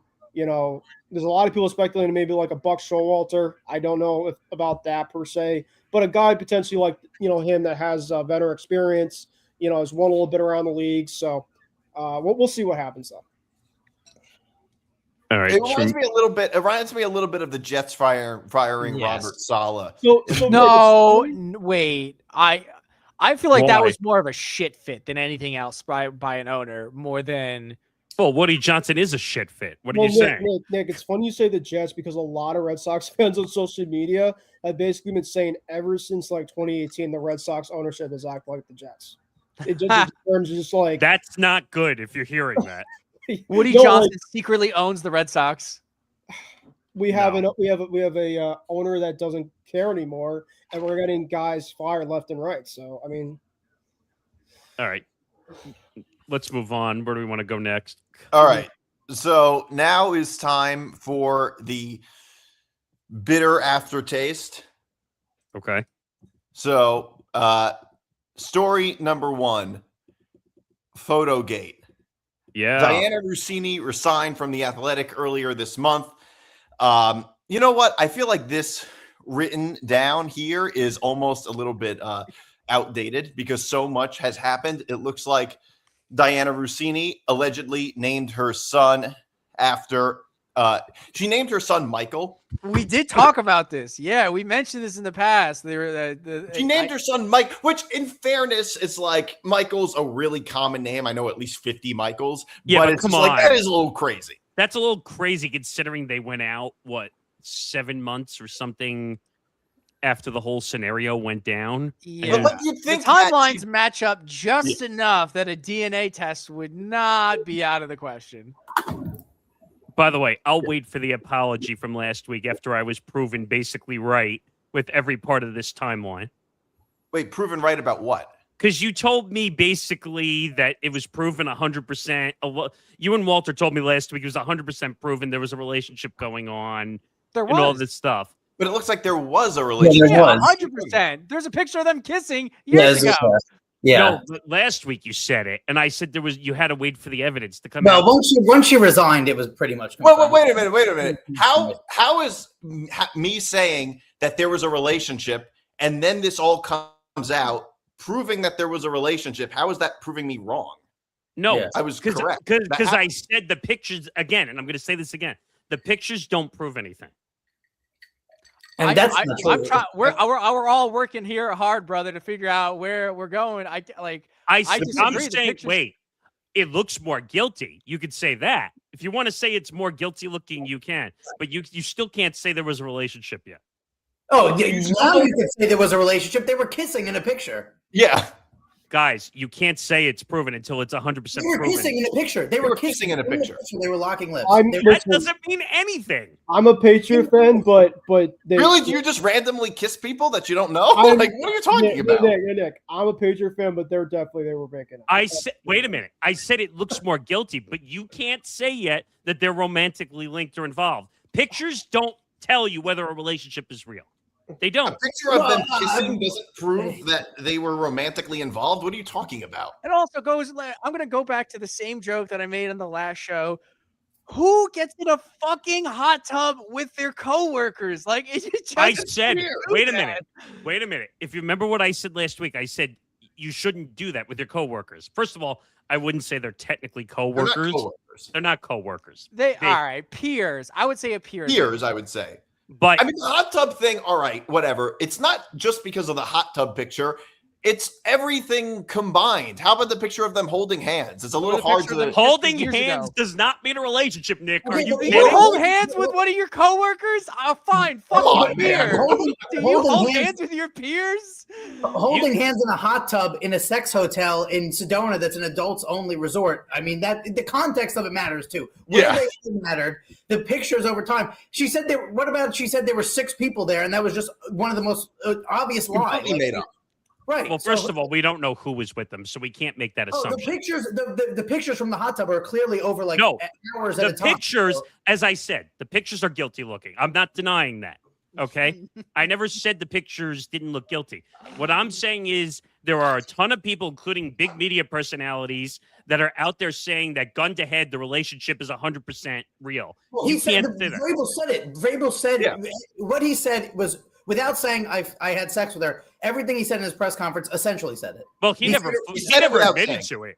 He never He essentially admitted to it. He said he was having difficult conversations with his wife. What do you think that means? No, he's going to counseling. His wife. He said his family. He's going to counseling, which every guy does when they fuck a woman hotter than their wife. Right. They go to counseling. Oh my god! Holy shit! I did say I did watch the whole press conference. That was probably the most despondent of Vrabel that I saw the whole entire season. And that was the point that I was partially making, Ben, that he does look guilty, but you can't go around and say that it was a romantic relationship because we don't have the evidence, and pictures don't tell you it. Well, now when they're kissing, you can say it now. Now when they're kissing, it's a little tough. Also, she nuked the Twitter account. Do you think Mike Vrabel, if Mike Vrabel was innocent, he would have, if this just didn't happen, he would have said this is a lie, as he said the first time. Remember, he said it was laughable, and then he changed the story, saying that he had to have a difficult conversation with his wife. He should have said nothing. I think the biggest red flag is him going to counseling. That's the biggest red flag. And he wasn't going to counseling. Right. No, he might be going to counseling. It's weird that it was on day 3. Day 3 of the draft, not the first or second day of the draft. You think he'd be going to counseling if this story didn't come out? Right. He could have been privately. You don't know. Mike said because tomorrow Nick, you don't know. So we got rookie. He didn't go with the counseling right when the story dropped. No, it was just a coincidence. Wait a minute. I didn't say that. 6 years. I didn't say that. First of all, and again, pictures don't tell the full story. A picture of them kissing? Well, picture of them. The kissing one is red-handed. Nick, come on, man. Like I can't defend it. I said it looks more guilty. You can't officially say anything until they both confirm it. Some of them look guilty. The kissing one is a smoking gun. The other one, the kissing one's a done deal. When they've been caught holding hands in a hot tub, and 6 years earlier, there's a picture of them kissing. Wait a minute. 5 feet in she wasn't married 6 years ago. But that doesn't matter that she wasn't married 6 years ago. They were. Well, she was married 6 years ago. She was engaged. At the time of the pictures, she was engaged. But it doesn't. But the point is, they had the relationship. It wasn't about whether they were married or not. It's obvious now. She nuked her Twitter account and resigned. I mean, she got married in 2020. You could have been her fuck buddy. Wait a minute. Time out. Just because you close your Twitter account and you resign, is that an admission of guilt? It's not something that innocent people do. No. Answer my question. Well, let's take a poll here. If you think that Diana Rossini resigning from The Athletic and nuking her Twitter account, maybe not the nuking of the Twitter account, but definitely the resigning, is an admission of guilt, raise your hand. It is an admission of guilt, yeah. It's not an admission of guilt. Yeah. She wanted to save her self-embarrassment. She wanted to save her reputation as much as she could because with the job like that, you're about to go into investigation, you resign, it doesn't look good. I'm not saying that she's not fully admitting guilt, but it really doesn't look good. Right, but you can't say it's an admission of guilt legally. You can't. It essentially, it's not a legal issue. People are saying it's an admission of guilt. You can't say that. Yes, you can. You absolutely cannot say that. Legally, you're saying it's illegal to say that her resigning is an admission of guilt? I'm just saying in a legal sense, you can't say it's an admission of guilt. Like if they said, why did she resign? Because she's guilty. You can't say that. But you can.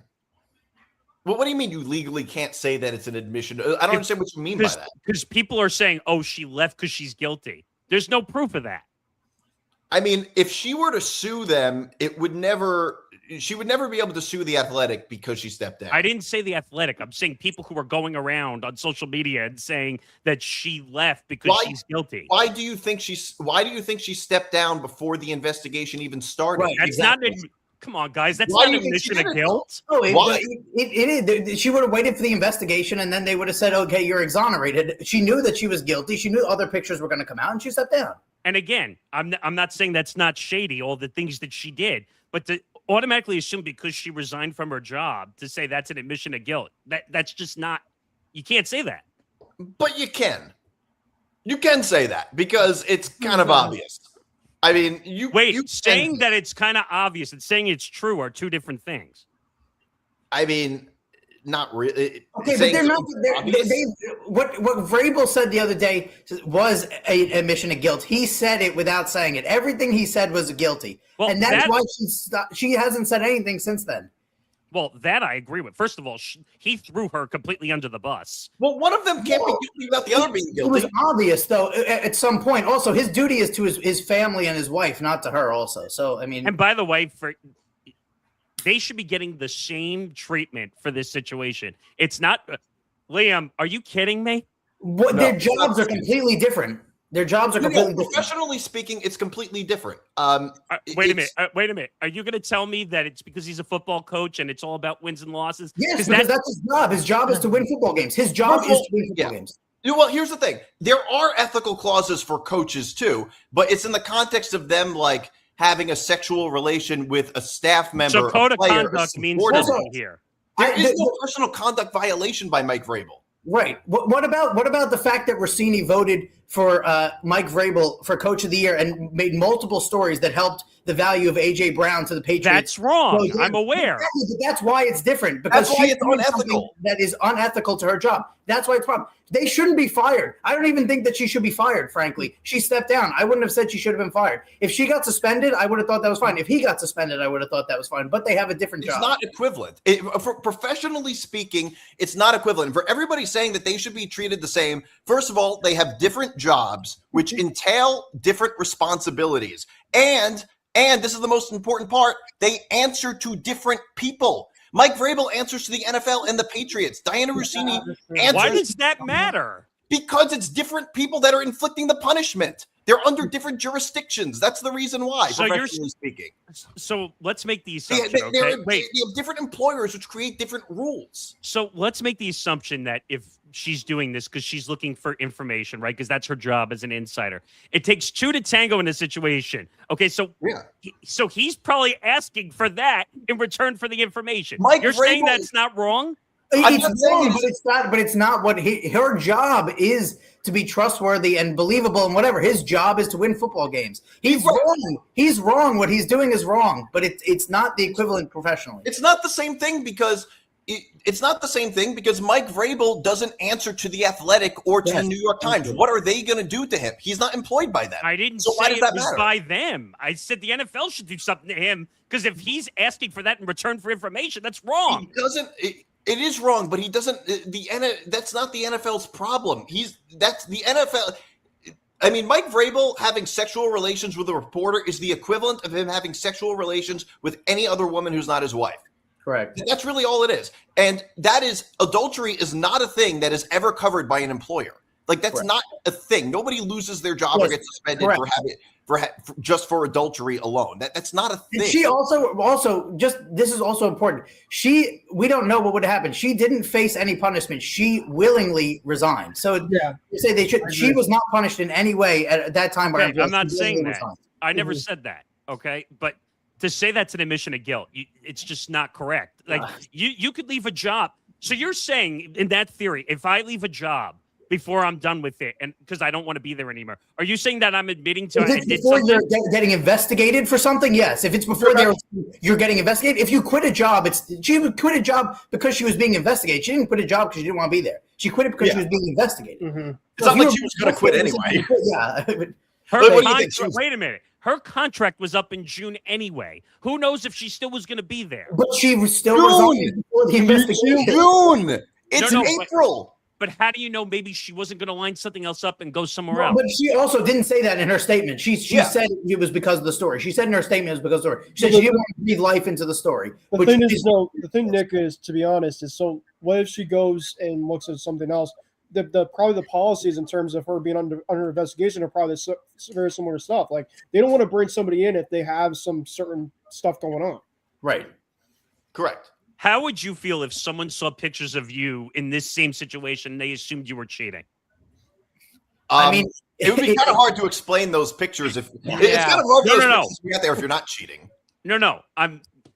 You're totally turning my question. But what I asked you was if you had pictures and people just automatically assumed without any other information whatsoever and said you were cheating, Would you? Oh, you mean like pissed off? pictures of them kissing? Like, Yeah, Like, what? the kissing one was game over. The kissing one is too hard to navigate around.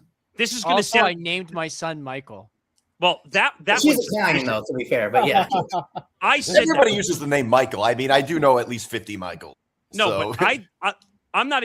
I've already said that's sketchy that she named her son Michael. But I'm sorry, a picture of them kissing doesn't prove they're in a relationship. It doesn't.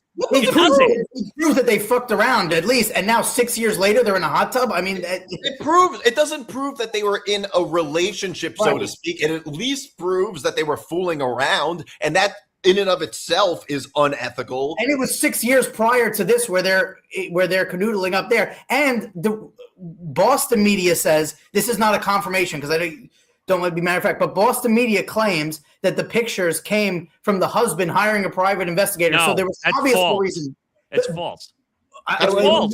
The Sports It was Hub had it proven on. false. How do you know that's false? Sports Hub It is very came from credible. it came from a couple that was in the hotel taking pictures. They said it on Felger Maz yesterday. So That was proven false. It was proven false by multiple news sources. I don't know. I've able just to go the golden route and be like, "That's AI." Liam, I listened to that show, so I'll have to take a look. They said it was taken by a couple that was known, I think, known by the husband. I don't know. I didn't hear. It wasn't a PI. They confirmed it was not a PI. Okay, so there's someone who the husband knew, though. I mean, Yeah, it's effectively the same thing. Yeah, then there must be a reason he sent it over. Actually, it is slightly different because if it was just someone taking pictures that doesn't have the legal Well, they were constraint, obviously professional photographer. They were in bushes. They had to be hiding somewhere from It where was they obviously. It looks like it was taken from an iPhone. Yeah. well, if that's the case, they could get sued. But that's a Yeah. no, you can. For that. That's invasion of privacy. No, They're that's- in a that's public not- place. Yeah, They're not, they're it's not the public privacy of their own they're home. in a public place. You would never be able to put some of these videos on the internet where they're like pranking people. Those people don't sign off. Like if you're in a public place, you can use your face. Yeah, like if I take a picture, if you see if I see Jay-Z walking on the street in Manhattan, I take a picture of him and post it. You can't sue me for it. That's not how it wouldn't exist if that was. If they're walking in public, that's different. They're in This is public. what They're they- in a public hotel. Right, was but a they didn't public even place. know. Someone What just randomly about- taking pictures of you Hold on. What hiding. about the report? What about the report, which is something that only people who were cheating would do? That they were saying you get up first from the table, and then I'll get up 40 seconds later. So it Well, doesn't that look was like you're walking sketchy. through- Absolutely, it was. All of it is all evidence that mounts together at some point. At some point, it's like, They're kissing, they're holding hands, they're in a hot tub. They're saying, "Let's get up at different times together." She says there's people that clearly So are you weren't. saying that you can't say they were having an affair unless they literally publicly admit it? Yeah, That's true. 'Cause Yes. outside of No, this, Mike why? Vrabel saying, Guys, was- that's that is not true. outside of You Mike can't. Vrabel saying I banged Diana Rossini, Yeah. which he essentially said without saying, you're saying that you can't say that this happened? I mean, you're allowed to have opinions about what did or You didn't can't happen. say it's a relationship because it's not Yes. proven. Yes. Okay, but you could say that Maybe they it's not a were relationship they were per se. doing something that They- maybe not together, but they were obviously sleeping together. I- They were doing something together. I'll say this. I'll play devil's advocate. I don't think they're in a relationship, but I do think there were some fuck buddies. Okay, essentially I going on. said it's sketchy. Have I said that so far? That I said I thought it was If completely. they weren't, Yeah. You did. But the picture of them kissing is the end of the game because that's it. That's it. Liam, kissing does not mean that it's an affair or that it's a relationship. Oh, It doesn't. It means it's an It's affair. It does mean that it they're means cheating. that something's happening. Yeah. Come on. I said it's sketchy, and I'm not willing to go as far and say it's a relationship until it's officially proven. We know that's what you're She's a saying. gourmand. We just all vehemently disagree with you. Yeah, It's- all of us. Like, all The Yeah. thing is, you just have to take the full thing. They're holding hands in a hot tub 2 hours away from the owners' meeting. There's multiple pictures of them together. They're telling each other to get up at different times. They're kissing. There's pictures of them kissing 6 years earlier. The guy says, "I'm going to go to counseling." He has 2 press conferences about it. She resigns her job. All of the evidence together shows there's no Okay. way that nothing happened. And I said that's all sketchy. Oh my god! But it's a build up of the evidence. If it was a court of Go law, ahead, what do you think happened? in 12 minutes? What? Well, go ahead. What do you think happened? What do I think is going to happen? What do No, you think happened? happened between them? If you don't You think it's think they were in innocent? a No, wait romantic a minute. relationship, I just what do said you think it was? Wait a minute. Hold on. That's not what I said. I said it's sketchy. I'm not willing to call it officially a relationship or an affair until it's been proven fully that it happened on both sides. What proof do you need? Yeah, that's the thing, because they're not going to come out and say, yeah, we were bumping uglies while we were married to our respective spouses. They're not going to say that. And what they've done thus far is already enough of an admittance. Now, I know your opinion is that you feel like it's not. My only question for you is... Wait, I didn't say that it was not. I just said it was sketchy, and I'm not willing to go on it. I'm so lost right now. But wait. Do you think that Mike Vrabel's press conference saying he had difficult conversations with his wife is not admitting to an affair? No, I said it was sketchy and that it's heading that direction. But do you think he was admitting to it? But do you think he admitted it when he said that? Like, I mean, come on. Yes, I think he did, but I'm not willing to label it that way yet because it was not officially proven by everything. It's as good. Yeah, how much more proof do you need? You want to deal with a legal situation saying it's a relationship? Pushed back legally already. If the people were saying fake stuff, they would have already pushed back legally. The guy's skipping parts of the draft. It's over now. It's known now. It's not illegal. It's not illegal to say, based on the evidence, that an affair is happening. That's not illegal. What I will say is they better not suspend him though for games. Like, I don't think that is what they should do. If he's just as involved as she is, then he needs to be suspended too. Gee, Ben, I wonder what your motivations are in this dog of a fight. No, but I agree with Ben. Suspending Mike Vrabel would be kind of absurd. Slam him with the fine, please. I mean, he's just as guilty as she is. Okay, or then suspend him for the 4 preseason games. Brady got suspended for deflating balls. Well, that's bad too. I've always thought that was bad. I mean, Diana Rossini was also deflating balls. Yeah, exactly. Listen, here's my thing. If the NFL does slap Vrabel on the wrist, I feel like there are so many other, I don't want to say affairs, but scandals that should then get readdressed with a closer eye or harder scrutiny. Because, like, personally, the fact that Deshaun Watson is still in the league as a player, despite everything going on, and you want to get mad at Vrabel for... Wait a minute. Hold on. Don't slap me with that, because we dealt with that whole situation years ago when that happened. Okay, but it's a good point though, because he's saying that it's different. What happens off the field is completely different. What Deshaun Watson did, it was terrible. But again, it didn't. They both worked for the same company. Yeah. Did he get suspended? Way worse shit to unconsented. Well, Deshaun Watson committed crimes though too, so he was suspended. But he committed heinous illegal crimes. This was a consensual. This is like that's my whole point. At the end of the day, what we have is a moral issue. What Deshaun Watson did was not only a moral and legal issue, but like on a very real scale, it was a problem against humanity. Like sexually engaging in an act with someone that's not consenting is so much far and away not even worse. Just one person, multiple. Well, trust me, I know that dude rolls up way to worse. a strip I never mall debated that.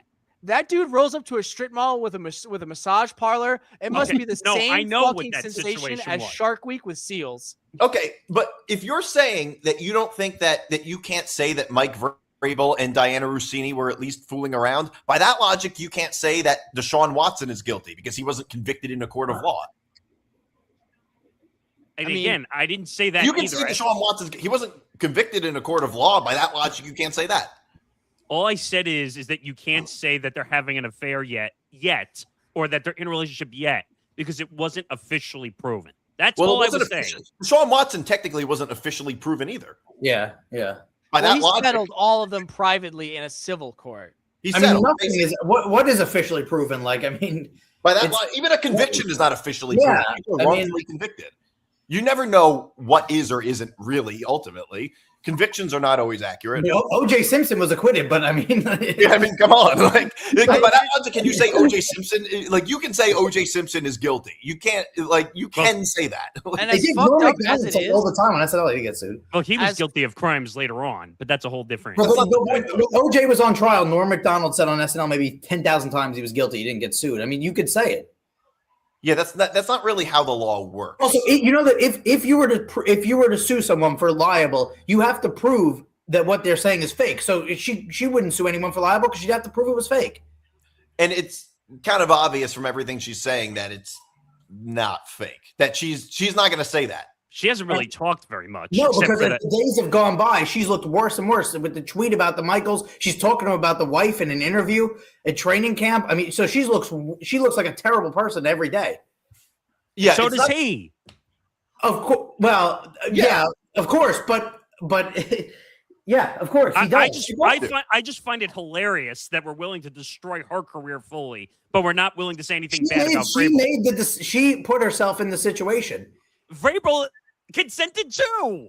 Okay, yeah. They have different. Again, they don't have the same responsibilities. Yeah, the head coach and a journalist. The head coach banging a journalist is not the same thing as a journalist banging a head coach. It's not the same thing professionally speaking. And also, especially when you consider that Diana's job with her relationship directly influenced the stories that she put out. Yeah, it directly influenced her vote towards him being coach of the year. It matters. You can't prove that. That's like saying you can't prove. Are you?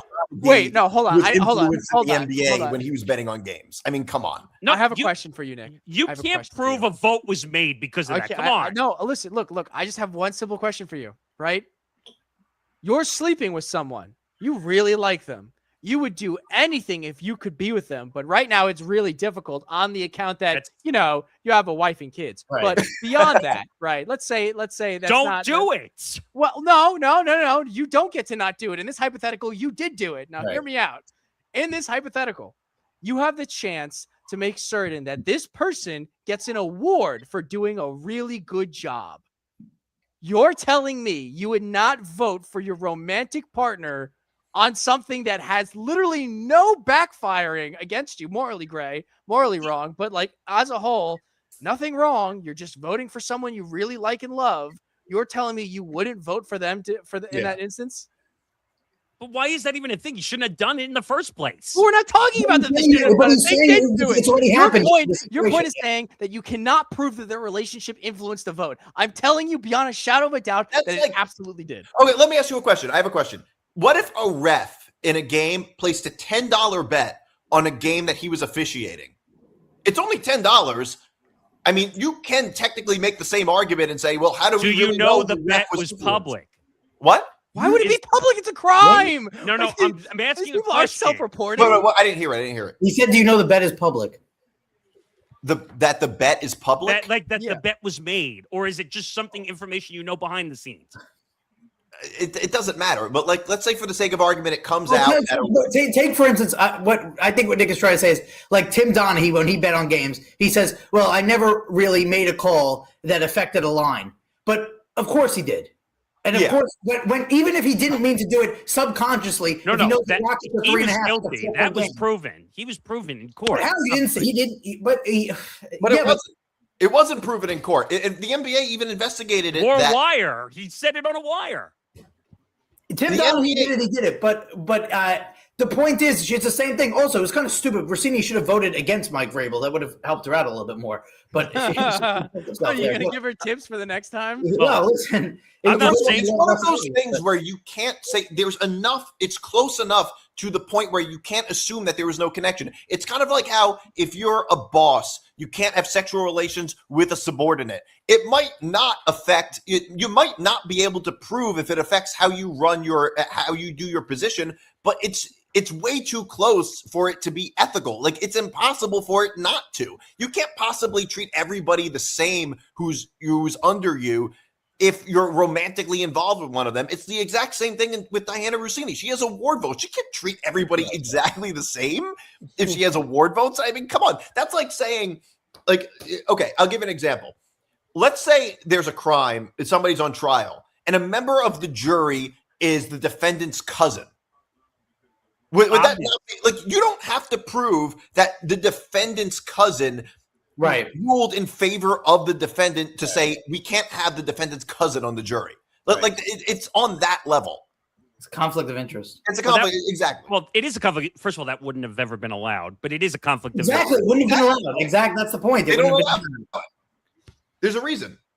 Or actually, even more accurately, if somebody actually was in a fling with the defendant, which is a closer analogy, if Mike Vrabel was on trial and Diana Rossini, would she be able to be on the jury? No. Also, this is not. By the way, she's left the Athletic. This is not destroying her career. She will get a job somewhere. I'm else. aware, and I think she will. It's going to destroy her career. It's not going to destroy her career. It will blow over. It's not. Her career is not over. And also, okay, maybe Vrabel should be suspended. She wasn't even suspended. We don't know what the investigation was going to say. She resigned, so she made that decision. The point is, though, they don't have the terms of their contracts aren't the same. Like that's the reason it matters. Like Diana Rossini having sexual relations with somebody she covers, it affects her job far more than Mike Vrabel having sexual relations with somebody who covers him as a football coach. It's not like so he gains no advantage from that whatsoever. No, what advantage does he have from that? What advantage does he have? You're telling me that coaches don't gain advantage from having some advantage with insiders. All of the insiders. The only thing he's been inside is someone other than his wife. What are we talking about?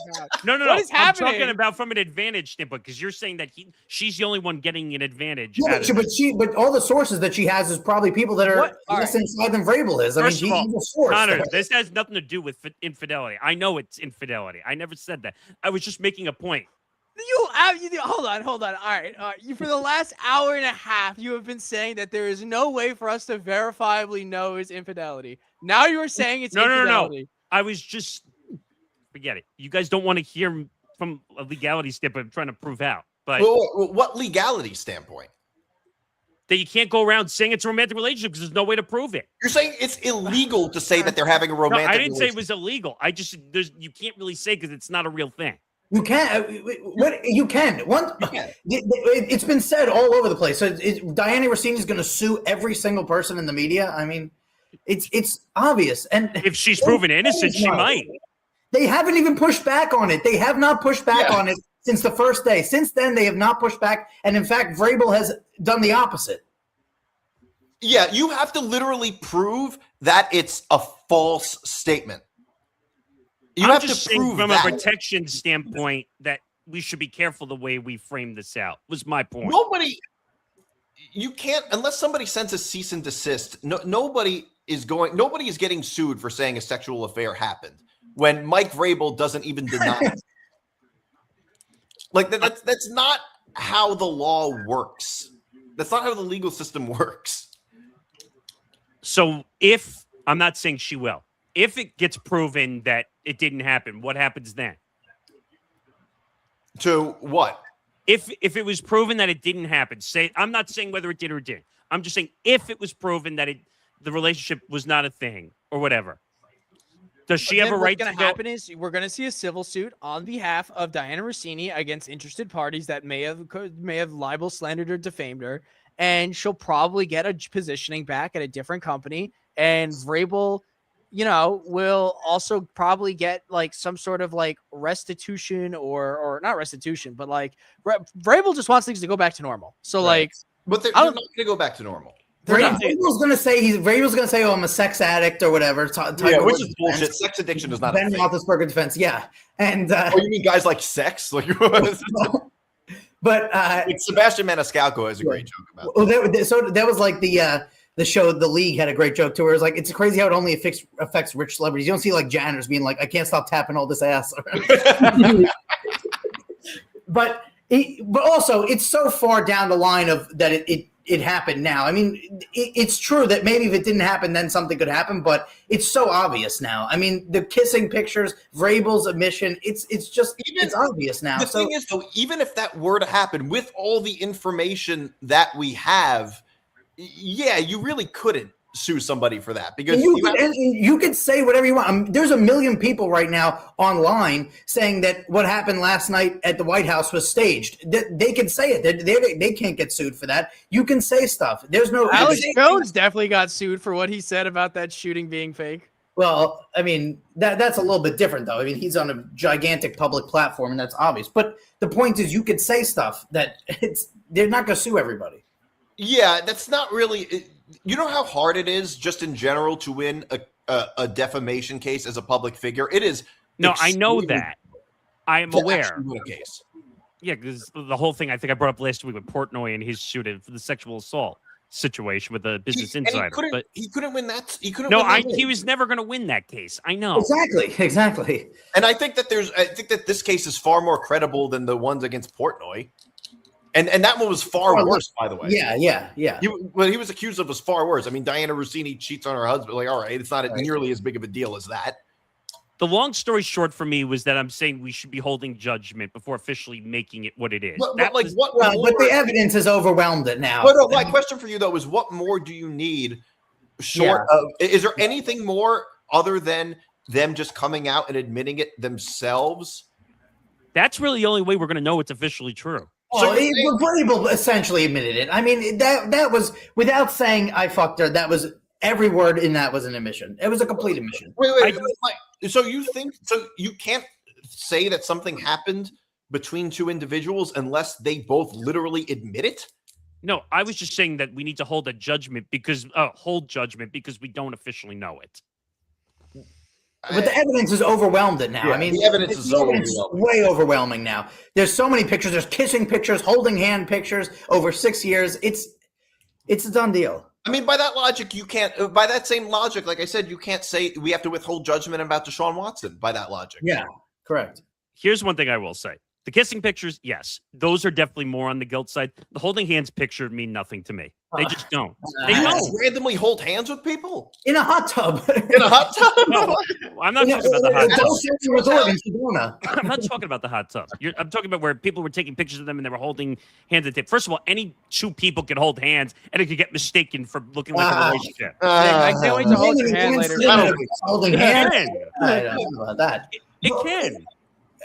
When we go out for a drink, Nick, we go out for a drink. And we're not the only picture. So if it was the only picture, that would be an argument, but it's not. There's a million other pictures. And if you want an admission, what Vrabel did this week was the admission. That was the admission. He said it without saying it. That was the word admission. That's like when Mark McGuire said when he was asked about steroids and said, "I'm not here to talk about the past." Yeah, that was stupid. I mean, is that not an admission? That was such a funny fucking response to. Oh my god! But I mean, really, is that not an admission in that context? What, the pictures or him talking? No, when Mark McGuire said, "I'm not here to talk about the past," is that not incriminating enough for you to say that's an admission? I mean, it's not an official admission, but it's suspicious. Yes, you can't. Okay, but. It's like pleading the fifth. It's like If I ever commit a crime, I want you on my jury stand, Nick. Honestly, there's no real way I committed this crime. The CCTV footage could be. What very does that have to do misleading. with committing crime? I mean, anybody. We can have footage of anybody shooting somebody. I mean, we don't know. Right. What does that have to do with committing crimes? Well, because the idea is like your basis here is like. You know, it's very hard to prove. It's very hard to confirm. We all think the evidence is damning. So if you were on a jury and I committed a crime, I'd want you there. I'm saying that until it's actually fully proven, there could be. Is all I'm saying. Well, take the legality then. If this was a case in a court of law and it went back to a jury, she would be convicted in about 10 minutes. Yeah, that's how overwhelming that. It's literally gotten to the point of it's beyond a reasonable doubt. And they've offered also zero pushback to it besides the 6 people thing, which is pretty obviously not true. There were pictures over a period of time where the 6 people never appeared. No one's come out and said we were on the hiking trip. They don't know the names of the people on the hiking trip. That's the only defense they've offered, and it's flimsy. So there's no evidence against it. I just wanted on the record, I never said she was innocent. I want to be very clear with that. I never said she was innocent. I just said it's sketchy, it's suspicious, and I want to see it fully through before we say she's guilty of whatever happened. But like they're never going to say, neither of them are ever going to say, Mike Vrabel is not going to admit to the affair in those words exactly. He's not a guy like that. He did it. He already did it. That's what he's going to do. I mean, he basically did. He's not going to say, I had sexual relations with Diana Rossini. He's not going to say that.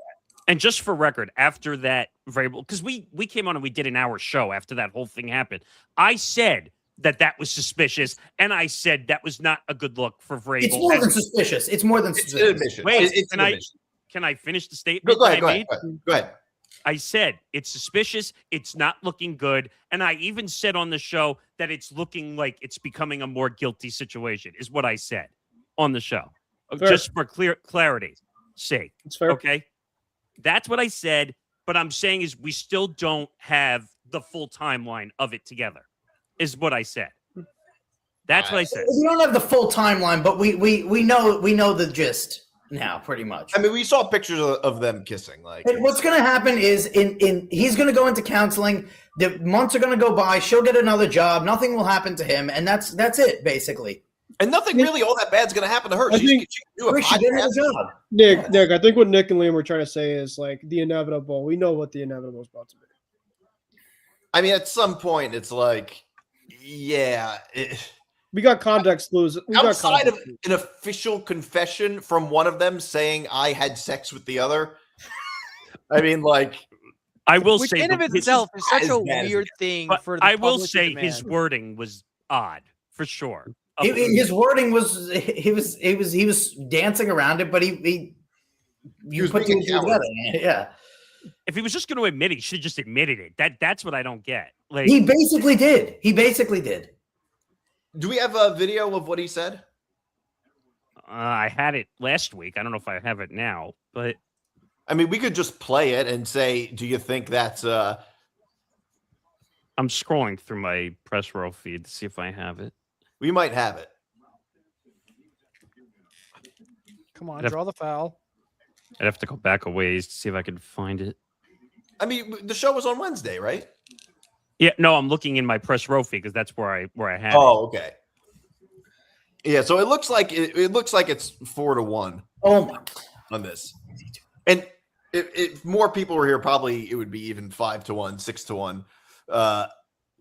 All right. Just long story short, I never said she wasn't guilty. I just want that clear. All right. Okay. Do we some other juicy gossip we got going on? Paige Shiver, want to talk about people banging who they're not supposed to bang. She speaked out about Sharon Moore. Apparently, she was pregnant. Was? Yes, reportedly, yes. From what I understood. Wait, let me just. Wait, what was her name? What was her name again? I think I said Pam. Paige Shriver. I'm thinking of Pam Shriver, the tennis announcer. Paige Shiver. Shiver. Shiver. So she shivers. She's cold. Yeah. Can I share this screen? Yeah. Here's what I got. Here, wait. Let me take that out. Hold on. Now do it. All right.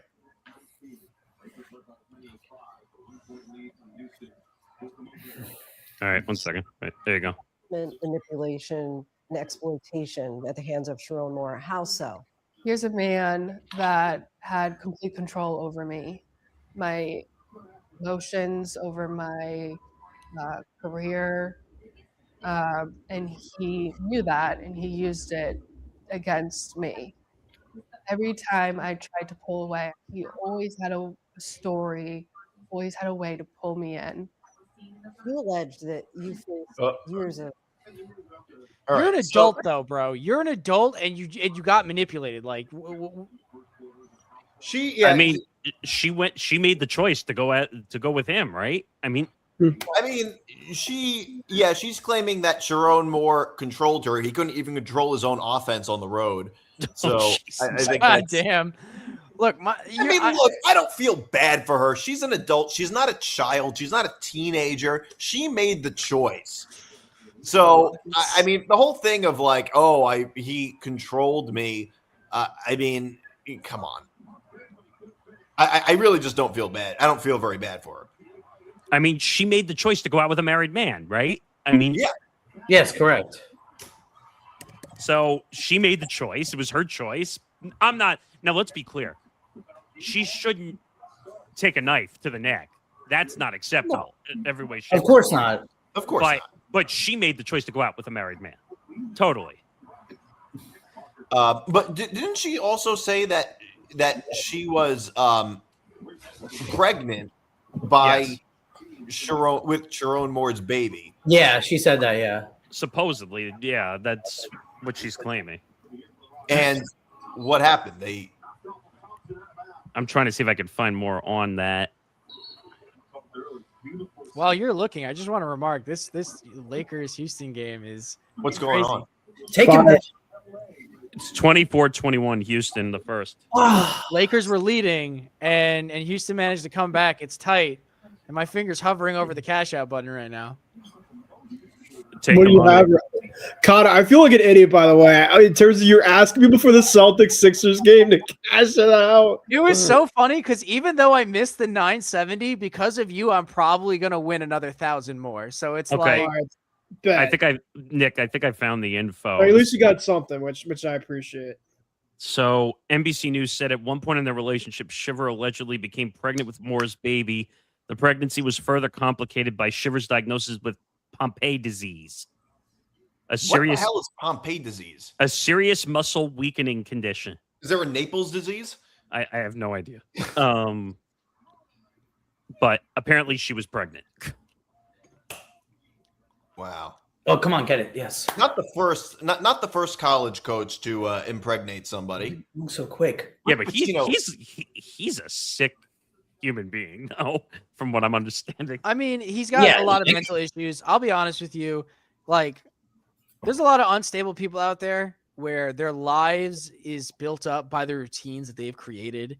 And in one fell swoop, your marriage is in shambles, your job is gone, your contract is terminated, and we have granted he was getting paid a ton of money. We have no idea what his financial obligations were like. So the contract termination could have meant that he's immediately destitute once the bills come knocking. So in a 3-day period, your life fell apart by a dude who fucking hates you. Because we don't forget the athletic director and the president did not like Moore at all. They clashed They clashed many times. Well, he had other allegations of cheating inside the organization too, not with people, with the games on the Your field. life is ruined in the span of like 3 days. Yeah, he snapped.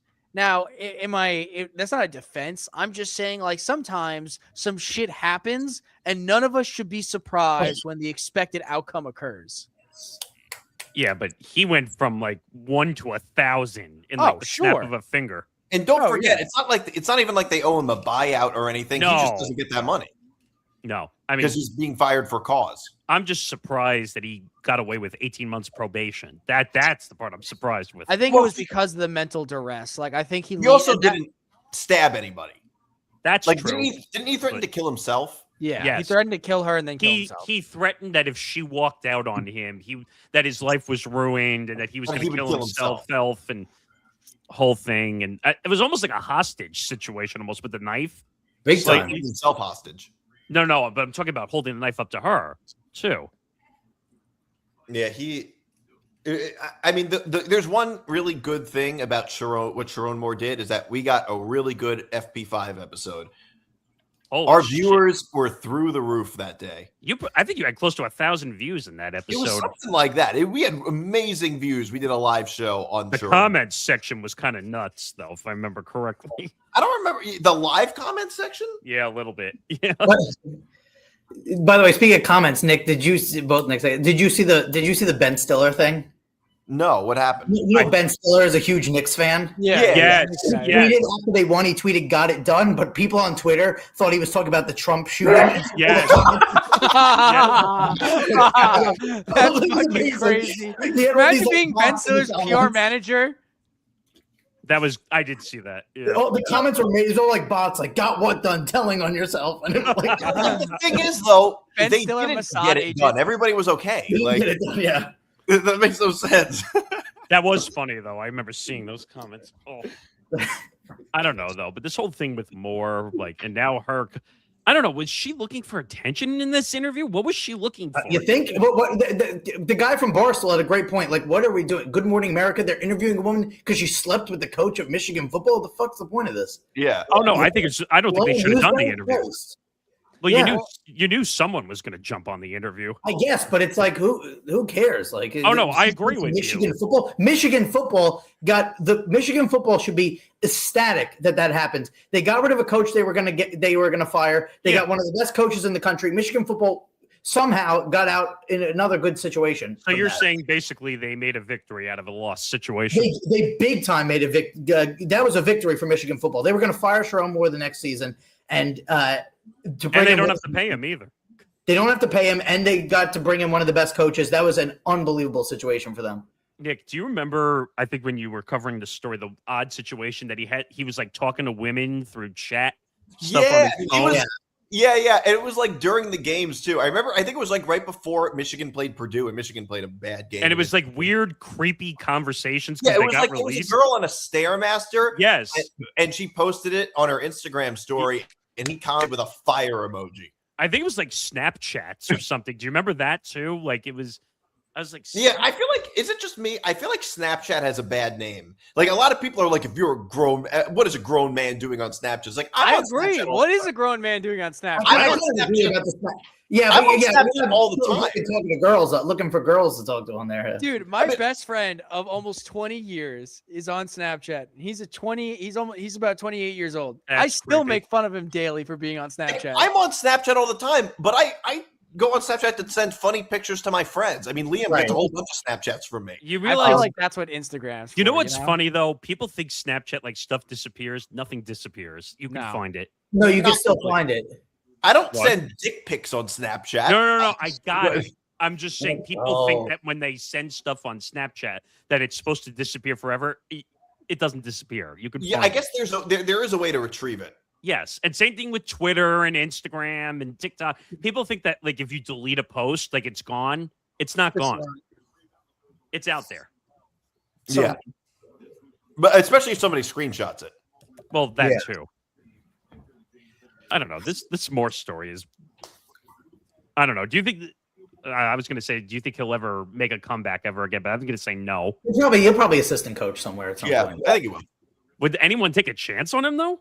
Yeah. Oh yeah. They've taken chances on worse. Oh no, you're right. I'm just saying. Rich Rodriguez has a head coach. Rich Rodriguez was fired from Arizona because his wife and his mistress were on the sideline at the same time. I remember that. I remember that. Hugh Freeze has a job. Will Wade just got hired back at LSU. Hugh Freeze has a job. Like they will bring on people. College football is worse than college football will hire the degenerates of the degenerates. No, that's true.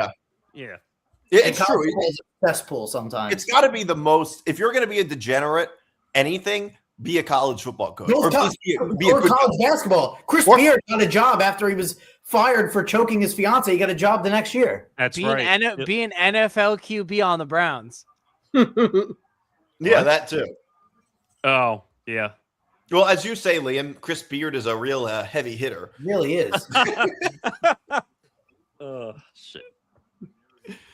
Dude, I do have to say, nice. Oh my god. They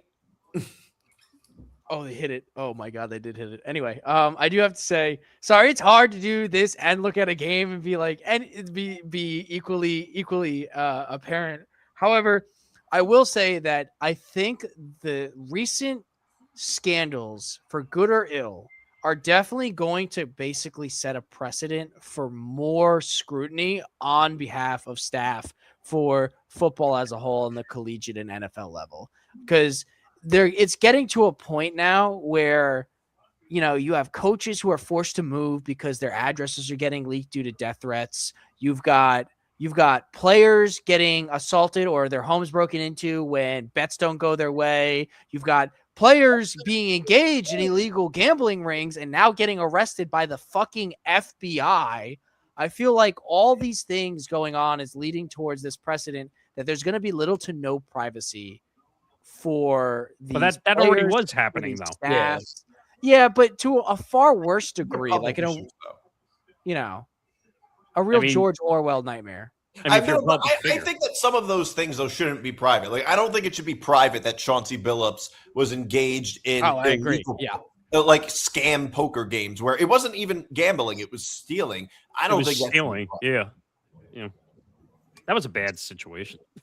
I also don't think domestic violence is something that should be private if you're a public figure. Like, I don't think wasn't there a Bills player who got in trouble for that? Yeah, the punter. Matt Ariza, or whatever his name punter did. I thought it was a defensive player. No, Matt Ariza got acquitted of that. He was exonerated. Yeah. Was he? Okay. Yeah. He didn't do anything wrong, actually. He wasn't even in the state when the incident that she said happened. I thought that's the guy you were referring to. Oh. No, you're thinking of Justin Tucker. Oh, was it? Oh, Justin Tucker. He had his own massage parlor issue. The former Ravens kicker. No, I do remember that. Yeah, he got banned from multiple massage parlors. You know how hard it is to be banned from a business multiple times, especially a massage parlor. I wouldn't know. No, to be honest, I don't know. Actually, no, wait. I take that back. I was a regional clinic director for a massage parlor in upstate New York for like a year, and I did have to ban 2 people, and they worked very hard to get there. Well, what did they do? So one would constantly complain in the last 5 minutes that the service wasn't to their liking, so that they wouldn't have to pay for it. And they hoped that if they just created a big enough scene, everyone would acquiesce, and then they would just come back a month later and do the same shit. And like our location charged like $165 per service, so it's not like you're skipping out on like a small bill. Another one showed up under the influence of we believed acid, because he was freaking the fuck out, and it got so bad that they were like, you got to leave. But those are the only 2 people I had to ban. Exactly. So it takes a lot to ban. You have to be a real dickhead. You have to be a real dickhead to get banned from a place. Ugh. Yeah. If you're banned from a massage parlor, a dickhead definitely makes an appearance. But yeah, that's true. I knew you were thinking one up. Yeah, I had a feeling that was coming. So are we? How we're getting close to the middle of the second quarter here for this Lakers game. Everyone who's got their eyes on it. The score is getting tight. Why are they not? Does anyone on the Rockets want to get a rebound? Jesus Christ! No. You're for the Rockets too? Yeah, Rockets first quarter that hit, Rockets first half, and then Rockets game. You were really big on the Rockets. Oh fuck you! What's up? The Lakers are going to win this game. Let me see. For first quarter, that was like first quarter. I had 300 to win 375. I have basically it'll cash out like 1,100 if they win. You mean you're in the same boat? If the Rockets win, I win 1,200. So I'm just like sweating on the edge of my seat here. They're not going to win. I need it because, as I told DiMartino knows this, but I made a deal with a coworker before the start of baseball because I don't watch baseball at all and I never bet it. So I was like, whatever, that I would bet the Mets every single game this season, and I legitimately might have to sell a kidney.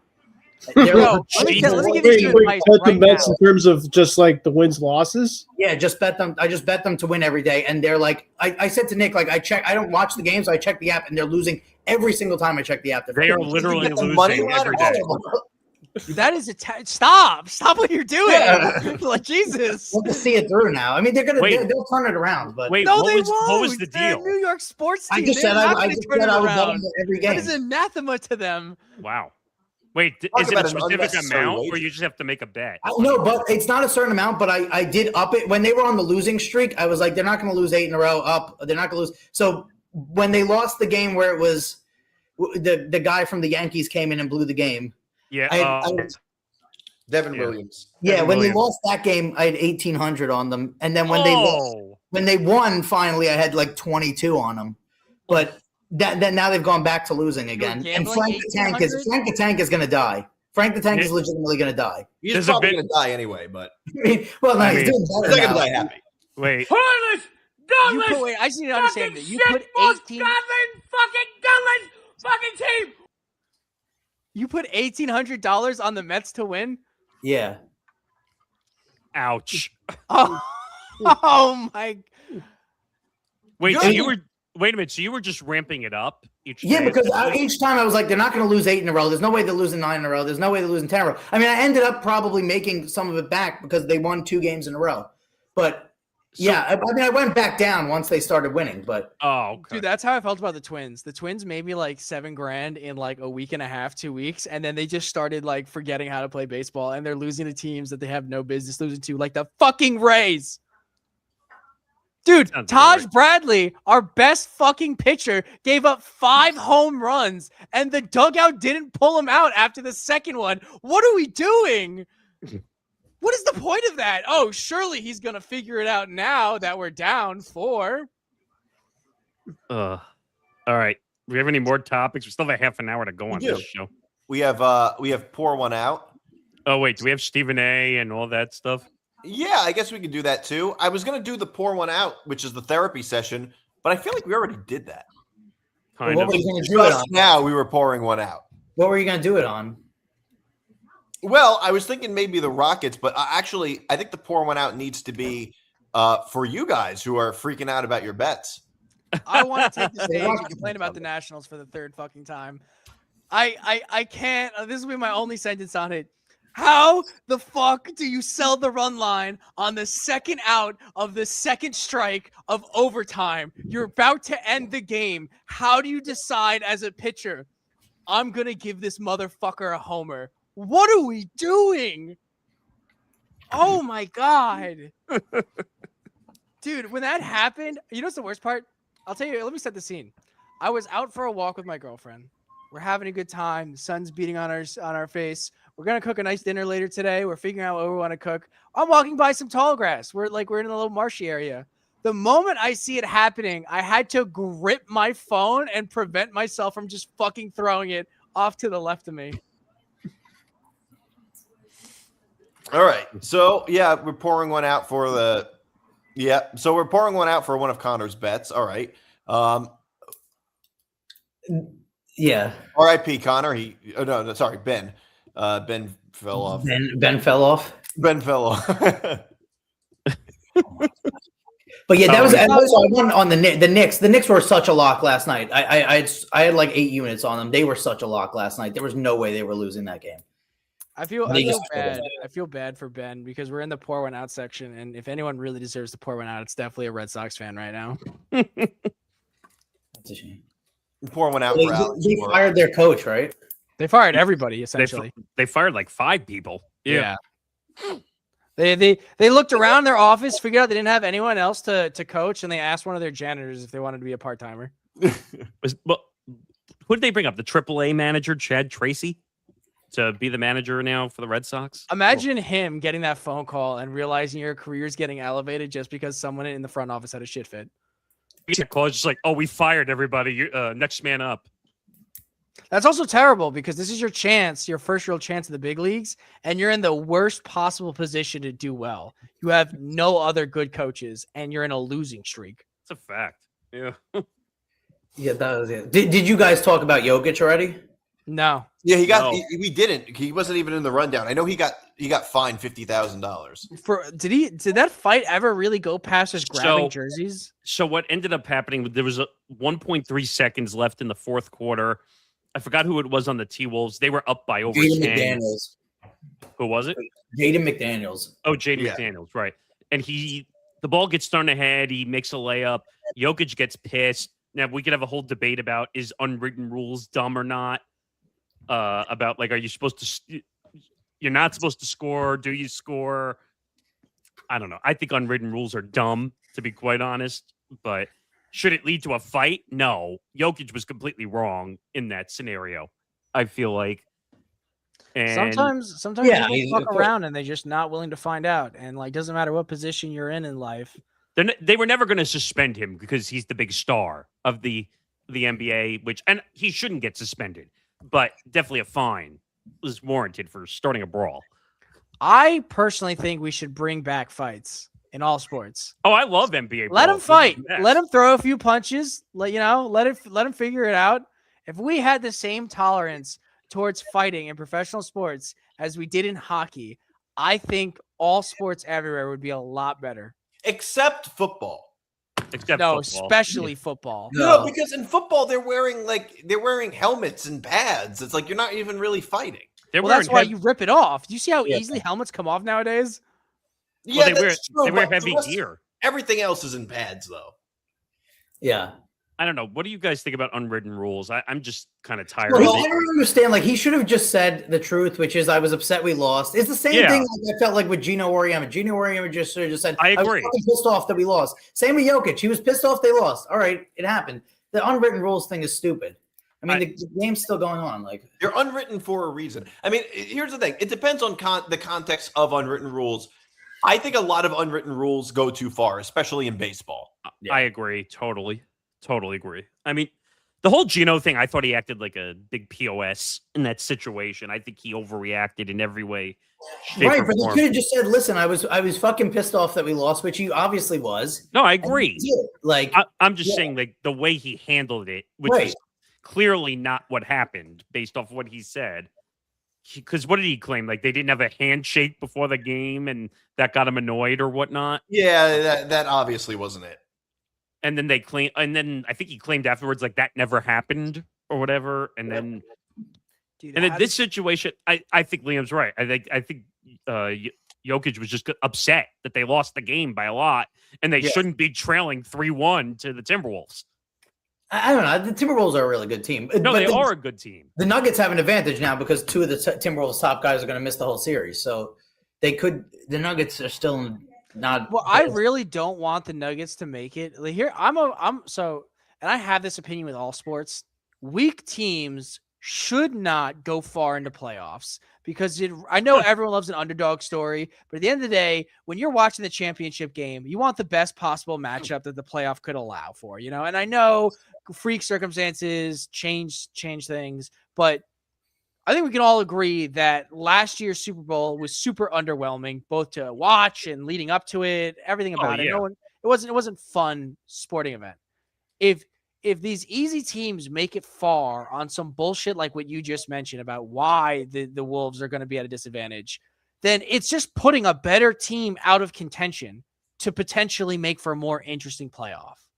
Yeah, but if Anthony Edwards is healthy, if he's healthy, the Nuggets are the best player in the world too. So I don't know. They're a good team too. I mean, oh no, that was never a debate. In the predictions, I said I thought the series was going to go 7 games. I thought originally because I thought both teams were so good. Yeah, that was the best first round series, definitely. But no one's going to beat Oklahoma City in the West, though. So not even no chance. I think Oklahoma City is going to win the whole thing pretty easily.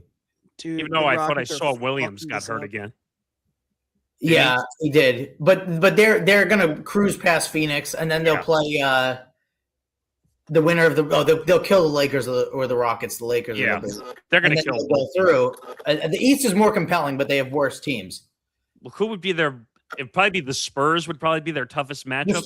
But the Spurs haven't looked good, and Wemby's been in and out of hurt. Well, he's out of concussion protocol next game. Right? He played today. No, he played today. Yeah. Did he play well? I have no idea. I didn't even look. They won pretty easily, but they're playing nobody. I mean, the West is very top heavy. The Trailblazers are a shit team also. Yeah, the Trailblazers are. I almost chose the Trailblazers as my team when I first got into the NBA 2 years ago. I was like, I asked my friend who's really deep into NBA, I was like, what are all the shittiest teams? And he just went down the line. Actually, Wemby almost had a triple-double tonight. And one of the parts of the triple-double was almost blocks. He almost had 10 blocks. Yeah. But when you're 7'5", like, what do you... Actually, didn't he unanimously win Defensive Player of the Year also? Mm-hmm. Yeah. I mean, that was a runaway. Like, no one was beating him. I mean, look, a lot of guys have been 7'5". They're not able to play like Wemby. Yeah, well, I don't know if a lot of guys have been 7'5", but yeah, Wemby is definitely like an alien when it comes to a lot of stuff. But I would still think the Thunder would beat them in a series. If I was to say right now, I would say Thunder versus Knicks, and I think the Thunder would win in like 5. I still think the Knicks can get to the finals. Yeah. I think DiMartino would disagree with that, but I don't think they can beat the Celtics. You think the Knicks? I don't think they will. It's not that I think they can't, but it's more that I don't think they will. First of all, I think the Knicks are going to win this series. The Knicks, besides the first half of Game 3 and the last few minutes of Game 2, the Knicks have semi-dominated the series. They were up 12 points all game in Game 2. They ended up blowing it. They came back and should have won Game 3, and they blew them out in Game 4. I think the Knicks are better than the Celtics right now. I think it's 50-50, but I would lean toward the Knicks. But I don't know about that. At least the number 1 seed in the East is terrible. The 4-5 is not good. Oh, Detroit is Celtics are going to make the finals. Detroit's a paper tiger at the 1 seed. I feel like Detroit is like when Atlanta was the 1 seed. What? I was just going to say that it's like the year Atlanta was the 1 seed. Nick, can you play the Stephen A. Smith sound, because Do you have it or no? Did we pull it? Did Nick just drop out? Yep. Let me see if I can find it. In the meantime, but I don't know, William. Did you see the creepy Stephen A. thing? Yeah, I did. I sent it. I was the one that told him to play that one. Yeah, that was a very good clip. I'm trying to see if I can find it because I didn't save it. Oh, here it is. All right, let me pull this up here. This was as creepy as Stephen A. I think has gotten so far. All right, let's see if we can grab this out. Here it is. So this was Stephen A. on First Take. Bonjour, Stephen A. Je m'appelle Cheney. Et Rudy Gobert, il est magnifique. Il est magnifique. He has been phenomenal. Rudy Gobert's defense, he's been magnificent. I hope I did all the French people proud there with my pronunciation. I'm more of a Spanish girl. You did. You did me proud. You did me. You did me proud. You did me proud. Yes, I'm here to tell you. I'm an Igbo girl, but I pivoted a little bit because Rudy Gobert, il est magnifique. He's been fantastic in this matchup. I wouldn't say that it's Nikola Jokic by himself because no Aaron Gordon has been a big factor as well when it comes to their burst and their production like we saw yesterday. But I am in awe. Rudy Gobert is probably one of the most criticized players in the NBA, and the Frenchman has taken this matchup personally. He has looked phenomenal. And if you think about what this matchup has done defensively, he held Jokic in this series so far to 13 of 40 shooting. All right, we get the point. We saw what Jay McDaniel said. They want the smoke. They want the smoke, and we're seeing the best version of these teammates that are the supporting cast alongside a superstar in Anthony Edwards. So you have to give a lot of credit to the Frenchman for rising to the occasion in this moment. I have to. I got to get a little personal here first for a second here, Shay and Chene. I mean, listen. I'm living a good life. I'm pretty damn happy, to say the least. But I must admit, in all my years on this earth, I've never dated a woman from France or anything like that. But after hearing Chene, I was like, what have I been missing? What have I been missing? Oh. I mean, that language, that verbiage right there, that kind of turned me on. Anyway, let me get back to the focus at hand. I thought that was weird. Tell you, when you look at your okay, we get the point. Wait, can you play the beginning again? I didn't see it.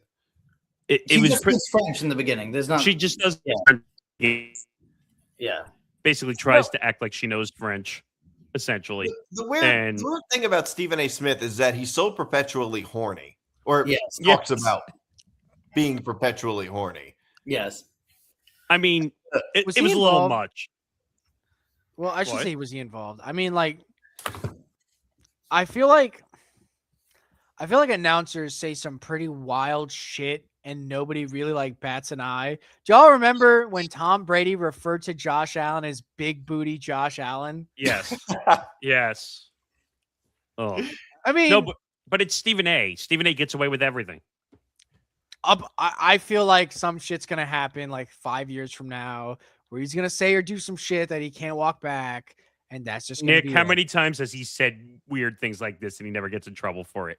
I mean, a lot, but he probably also has a relationship with her where he can kind of say that because he knows she's not going to care. Yeah, but to say on national television you're turned on. I guess that's the worst part of it. Did the whole world need to know that? Yeah, it's a little weird when he. Okay, I get that. Like, that's like almost become a part of his brand. Like, there was another one where he was talking about. He was talking to one of the Spanish reporters, and he says, "Yes, don't go away for obvious reasons." Yes. Yeah. He said, "Don't take your eyes off it." Yes. Don't take your eyes off it. Yeah. Yes. Oh, I just don't get it. You'd think that in like the Me Too era.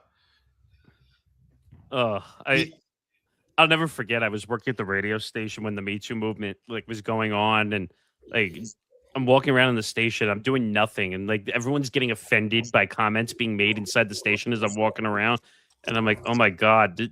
In my own head, I'm like, Me Too movement is crazy. Just you can't walk around and say anything without people getting offended these days. Well, I mean, but in this case, though, I mean, we were talking about sexual harassment. I guess that's a little different. Well, is this considered sexual harassment? No. Yes, it is. Yes, because you're in a work. Well, sexual harassment, no, but sexual misconduct in a workplace, yeah, absolutely. It's not sexual harassment if the recipient doesn't mind. Mhm. No, look. All right, let's boil it. Let's pull away from the fact that it's media centered, and let's reanalyze in the fact that it is a workplace. Say you're in the break room with your coworker, and they say something to you, and you go, "Oh, the way you said that turned me on." What's the over under on you being in the HR in like 20 minutes? You know, like it depends on how the person jokers work like that, though. Yeah, I think it depends on how the person reacts to it. Yeah, it probably depends on the context of the situation, though, right? I mean, if the other person likes it and nobody else hears it and gets offended by it, it doesn't really matter. Well, that's why. Sorry. No, go ahead. There's a kid right now that they're showing in a full Lakers jersey who's also holding up a Rockets jersey. Average Lakers fan. Wow. I love this team, but in the event that they lost, I'm for the other team. I hate people who root for two teams. Ugh. Baby, I root for two teams every single night when I take both sides of the game. No, forget betting. I know about betting, but I'm saying I hate people who like, oh, I'm a fan of this, but this is my backup team. Everyone's got backup teams. Come on. I don't. No, we don't. Come on. Everyone's allowed backup teams. We don't have backup teams. That's bullshit. I absolutely have a backup team. I'm a diehard Lions fan. That's called being a Lions fraud. aren't playing. Okay, but what is a backup team, though? Who's your backup team? All right. The Bears? What? Did you say the Bengals? The Bears. No, not the Bears. I know why he's saying no, that. look, listen. Ben Johnson's is my. I'll keep calling him, man. He's got to pick up eventually. He can't ignore me forever. No, but that sounds like sexual harassment. No, it's a restraining order, which I can't read. But no, my whole thing is I'm a Lions fan, but if I'm not a Lions fan, I wouldn't choose this for myself, but I think by osmosis, I'm a Bills fan because my brother is a diehard Bills fan, and the Bills have made enough of my parlays come true that I feel honor bound that I have. Oh, wait a minute. Put I guess betting you don't bet them in aside. the playoffs then. Okay, Yeah, put betting aside. Put betting aside. Right. And like you can't have a backup team. Yes, you can. No, you can't. Yes, you can. Yeah, I think you can have a backup team, but you can't let it overshadow your real team. But I think I don't know. I would root for I would root for the Suns if the Knicks aren't playing, or if I would root for the Cardinals if the Giants weren't playing. Right, but you're a Knicks fan. Like you openly are a Knicks fan. Yes, we know that. Like Here's my backup team in football. Whoever plays the Patriots. Right. Exactly. That's my backup team. Listen, that's fair. Listen, I personally think there's nothing wrong with backup teams. What's also a blessing for me is my team and the Bills, my backup team, have not played each other in a very long time. So I have yet to have a conflict of interest. So until that happens again. I'm like Diana Rossini. Oh, jeez. Oi. What was I going to say? Oh, so if the Bills win as your backup team, are you going to treat it like your team won a championship? No. I'm asking him. No, but I'll be proud of them. I'll be more proud of them if you came up to me, because I'm a Baker Mayfield fan, right? I'm also a Sean Tucker fan. If you came up to me and you told me the Buccaneers won, I'd be like, cool, man. Yeah. If you came up to me and you told me football Jesus Josh Allen personally led the Bills to a W, I'll feel some kind of way about it. But that's not your team. It is, first of all, it is my brother's team, and I have been in the room enough times with him. Team? My brother is a Bills fan. My brother's a Charger fan. I never root for the Chargers. Exactly. Well, yeah, why would you? The Chargers are the only team who have a saying called chargering it. So it's like, don't say that too loud. Callan might show up. Also, shout out to who you just said was football Jesus, because the four of us have the same amount of Super Bowl appearances as Josh Allen. So he is football Jesus. I don't want to hear this horse shit. Drake May made a Super Bowl before Josh Allen. That's fair. I can't deny that. Why are you saying cutting shit at almost 11 p.m.? Like, what's the motivation here? Because that's when the show ends. That's when the show ends. Exactly. I don't know. I just find that I'll tell a quick story about this whole backup team nonsense or being a fan of a team. What do you think of someone who's a fan of a player, and when they go to different teams, they take on that team? Oh, I mean, total frauds. No, okay. you can listen. That's as long bullshit. as it doesn't supplant your actual team, the team that you really do rep for, You can be fans of players. No. He's saying people who are fans of just certain players. And then Like they go LeBron to each fans. team. Yeah. That's why I brought it up, because my friend that I did sports radio with in college at LIU, he was a LeBron fan, and he would just root for every team that LeBron was on. It happens more in the NBA than anything else. Right, exactly. By the way, there are Durant fans like that too. Oh God. I mean, They're Jesus Christ. How many jerseys do they have? Who? Durant fans. Oh God, 7 or 8. Oklahoma City, the Warriors, the Nets, the Suns, the Rockets. I can't keep track. Ooh. And he'll probably be on another team when he's pissed off this offseason too. Oh, he hasn't even played. I'm sure the quick. NBA is thrilled that Luka and KD and Reeves are not playing in the series. Do you guys buy jerseys of players that do migrate that you love? I just don't buy Wait, jerseys. say that again. Of players that what? Migrate. Like go to different teams. Oh, you're saying like, would You I buy wear a Sauce Gardner Colts jersey or something Yeah. like that? No, never. I'll be He's honest. the Jets fan through and through. I'll I'm be a Jet honest. fan. I'm I'll not a probably Sauce buy a Malik Willis Miami Dolphins jersey. You know, That's weird. The only way I would ever do that would be if I had some type of personal relationship with them. Right. That is the only way I would ever do that. And I don't personally know any NFL players. But I used to. I have a tradition where anytime a particular team or more specifically a player, anytime a specific player wins me over $1,000, I make sure I dap that player up and I buy some of their memorabilia so they can get a cut back with the winnings. Like would. I'm sure they really appreciate it. David Montgomery, I got like 6 David Montgomery things. There's the first half bet hitting. Yeah, it's over. Yep, easily. So I have a collection. What, memorabilia? Yeah, of players who've put a comma mark in my parlay winnings. What do you have, like a full room of memorabilia now? No, I'm getting there though. I'm getting there. I just don't get it. But yes, my co-host in college would root for LeBron in every team that he was on, and I'm The like, memorabilia part I get. yeah. That part I get, like wanting memorabilia. I have a Ricky Williams Dolphins jersey. That's crazy. Wow. I wouldn't wear it. Yeah, I wouldn't be But I seen have in one. public with it. That would be true fraud as a Jet fan. You also have a fat head of every NFL team. Yeah, I do. In my basement, we have a fat head of every NFL team. Yeah, God, like giant, like big ones too. But that wasn't me. That was my dad.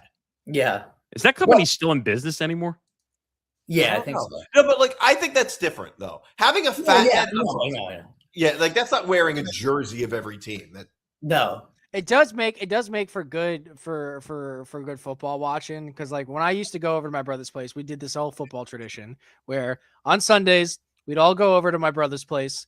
I would bring all the groceries. I would cook lunch and dinner there. Someone else would bring all the beer. We'd play Magic while we watched football. And I would just be changing out jerseys as the days goes on because different teams are coming up to play and I've got some other skin in the game. I think caring about other players and other teams makes football as a whole more enjoyable because you have more things to look forward to throughout the entire day.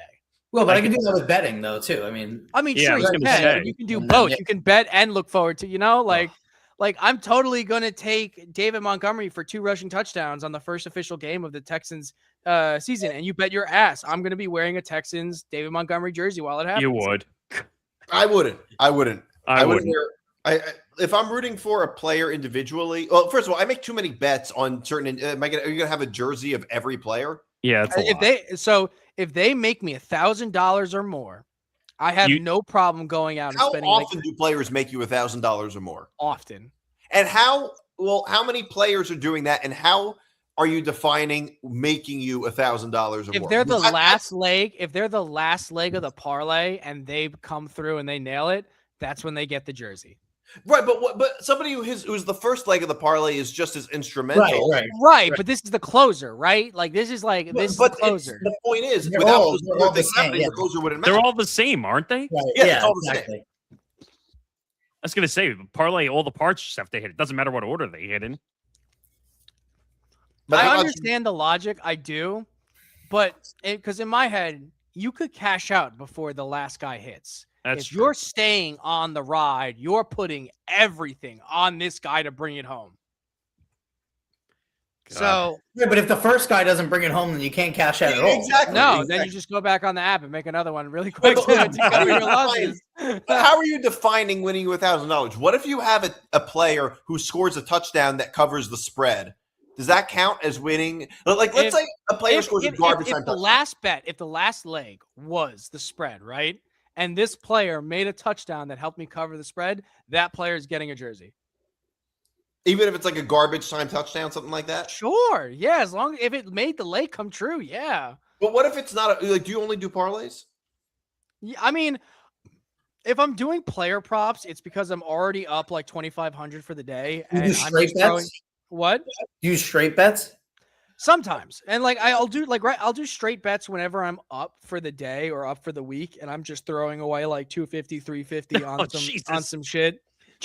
Because like I'm already up. I most likely have the opposite. Like right now, if Houston wins, I win 1,000. I have another bet for 65 that if the Lakers win, I win 395 from that. And then I did another straight bet for $100 for the Lakers to win for 263. So if the Lakers win, I win set like around 658, 700. So it's like I'll do straight bets as long as I'm up, but for the most part, it's parlays. Well, that's a hedge what you did with the Lakers. Yeah. Yeah, it's a hedge. Yeah. I mean, that's. Do we think the Rockets are going to win this though? This game, yeah, they'll win this game. So what's your total payout? You never said. Why is it coming to the news now? I think 1,100. Well, yeah, it's just weird. I got the news also. Yeah, I think they do that at halftime. Is something crazy happening in the news like right now? No, I think it's just they do it at halftime. No, they're just annoying about the story from yesterday at the hotel. By the way, did you see this has a sports angle to it? Did you see Dana White? Yes. What a hardo of the century. So Wait they told sorry. Yeah. No, go ahead. I'll let you tell. They told everybody to get down, like when the shooting happened. He didn't get Dana down. White was staying sitting, and then like sitting up, and then in the interview after he was like, "It was awesome. I was overseeing everything," and like thought he was like Jason Statham in an action movie. He didn't care. He literally said, "Oh, like I don't care if he had a gun. I was never going down." Essentially. I was like, whoa, dude. Why? Did he want to get shot? He did 2-3 years in Dagestan, brother. He won't tap, brother. No tapping. That was like when the Las Vegas shooting was happening. Dan Bilzerian was running to Las Vegas cops and being like, "Give me a gun so I can shoot at him." It was funny because I remember that media spin come out, and then like a week later, someone clowned him because a new video came out and it showed him as actually asking for a gun. He was screaming. He was like, "Give me a fucking gun, man!" Like it wasn't a "let me handle my business" type shit. It was like, "Please fucking save me" type shit. So, no, but the whole thing with Dana White is like he's just like, I was never ducking. I didn't care if there was a shooter in the room. Like it was big time hard. Dana White has been a big time hardo, but that was just hysterical. By the way, did you see I know this is not completely sports, but did you see the video of the guy who was continuing to eat his mashed potatoes while they were circulating the room with the FBI and all that shit? That would be like, it's a pretty nice plate. I mean, the food's probably pretty good. Everyone else was dug down. This guy was just sitting at the table eating. You know who must be really proud is the chef that made the mashed potatoes. Probably. Yeah. It's also like it's just such a crazy timeline. Like when they go back to history class in like 20 years, they're like, there was a shooting at the president, and by the way, it was in the middle of an O's the Mentalist trick. Oh my god. But listen, it's getting pretty late though. I think I'm gonna bounce out. You're done in 3 minutes. The show is ending in 3 minutes. Oh, so 2.5 minutes, really. 2.5 minutes. Who's counting? I do have to ask you guys though. Do you think that the Rockets are gonna make it this series, or do you think the Lakers are gonna win out? I don't think they're gonna make it. It depends if KD comes back. If KD doesn't come back, no. I think the series is over. Yeah, no shot.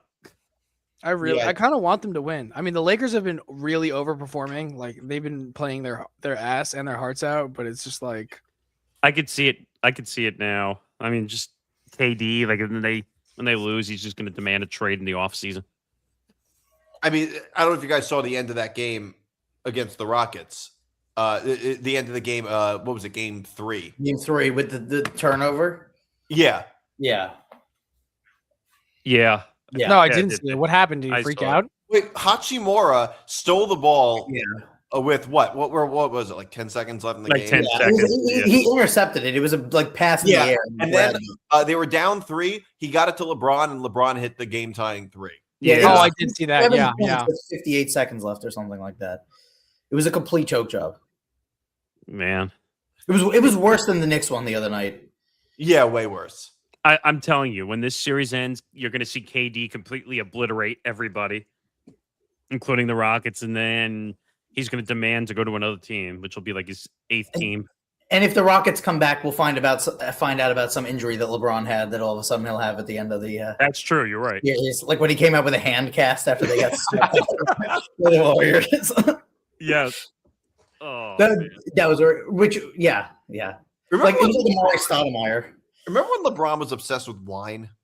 Yes, he still is. Yeah, he still is. I think he said I think he drinks like 3. What is it? 3 glasses of wine. He would like show up to games with glasses of wine. Well, when he was doing that podcast or whatever, Mind the Game or whatever it was called with Steve Nash, I don't know if he's still doing it, but like they literally would sit there and drink wine like the whole podcast, literally. I've been enjoying watching LeBron get out onto the golf course lately. I've been watching content where he golfs with people.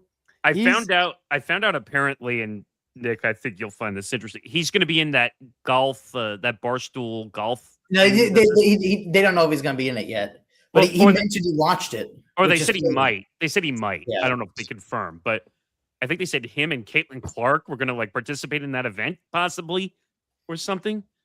But I don't know, man. I don't know. That golf event is weird. Ugh. Yeah. All right. I think that's our show. It's 11 o'clock. All right. Yeah. Thanks for tuning in, everybody. I'm Nick DiMartino. That's Connor Rowland, Nick Morganson, and Liam Barwick. We'll be back next week with another edition of ETB Lounge. All right. We'll see you next week, everybody. Enjoy your night. Hope you're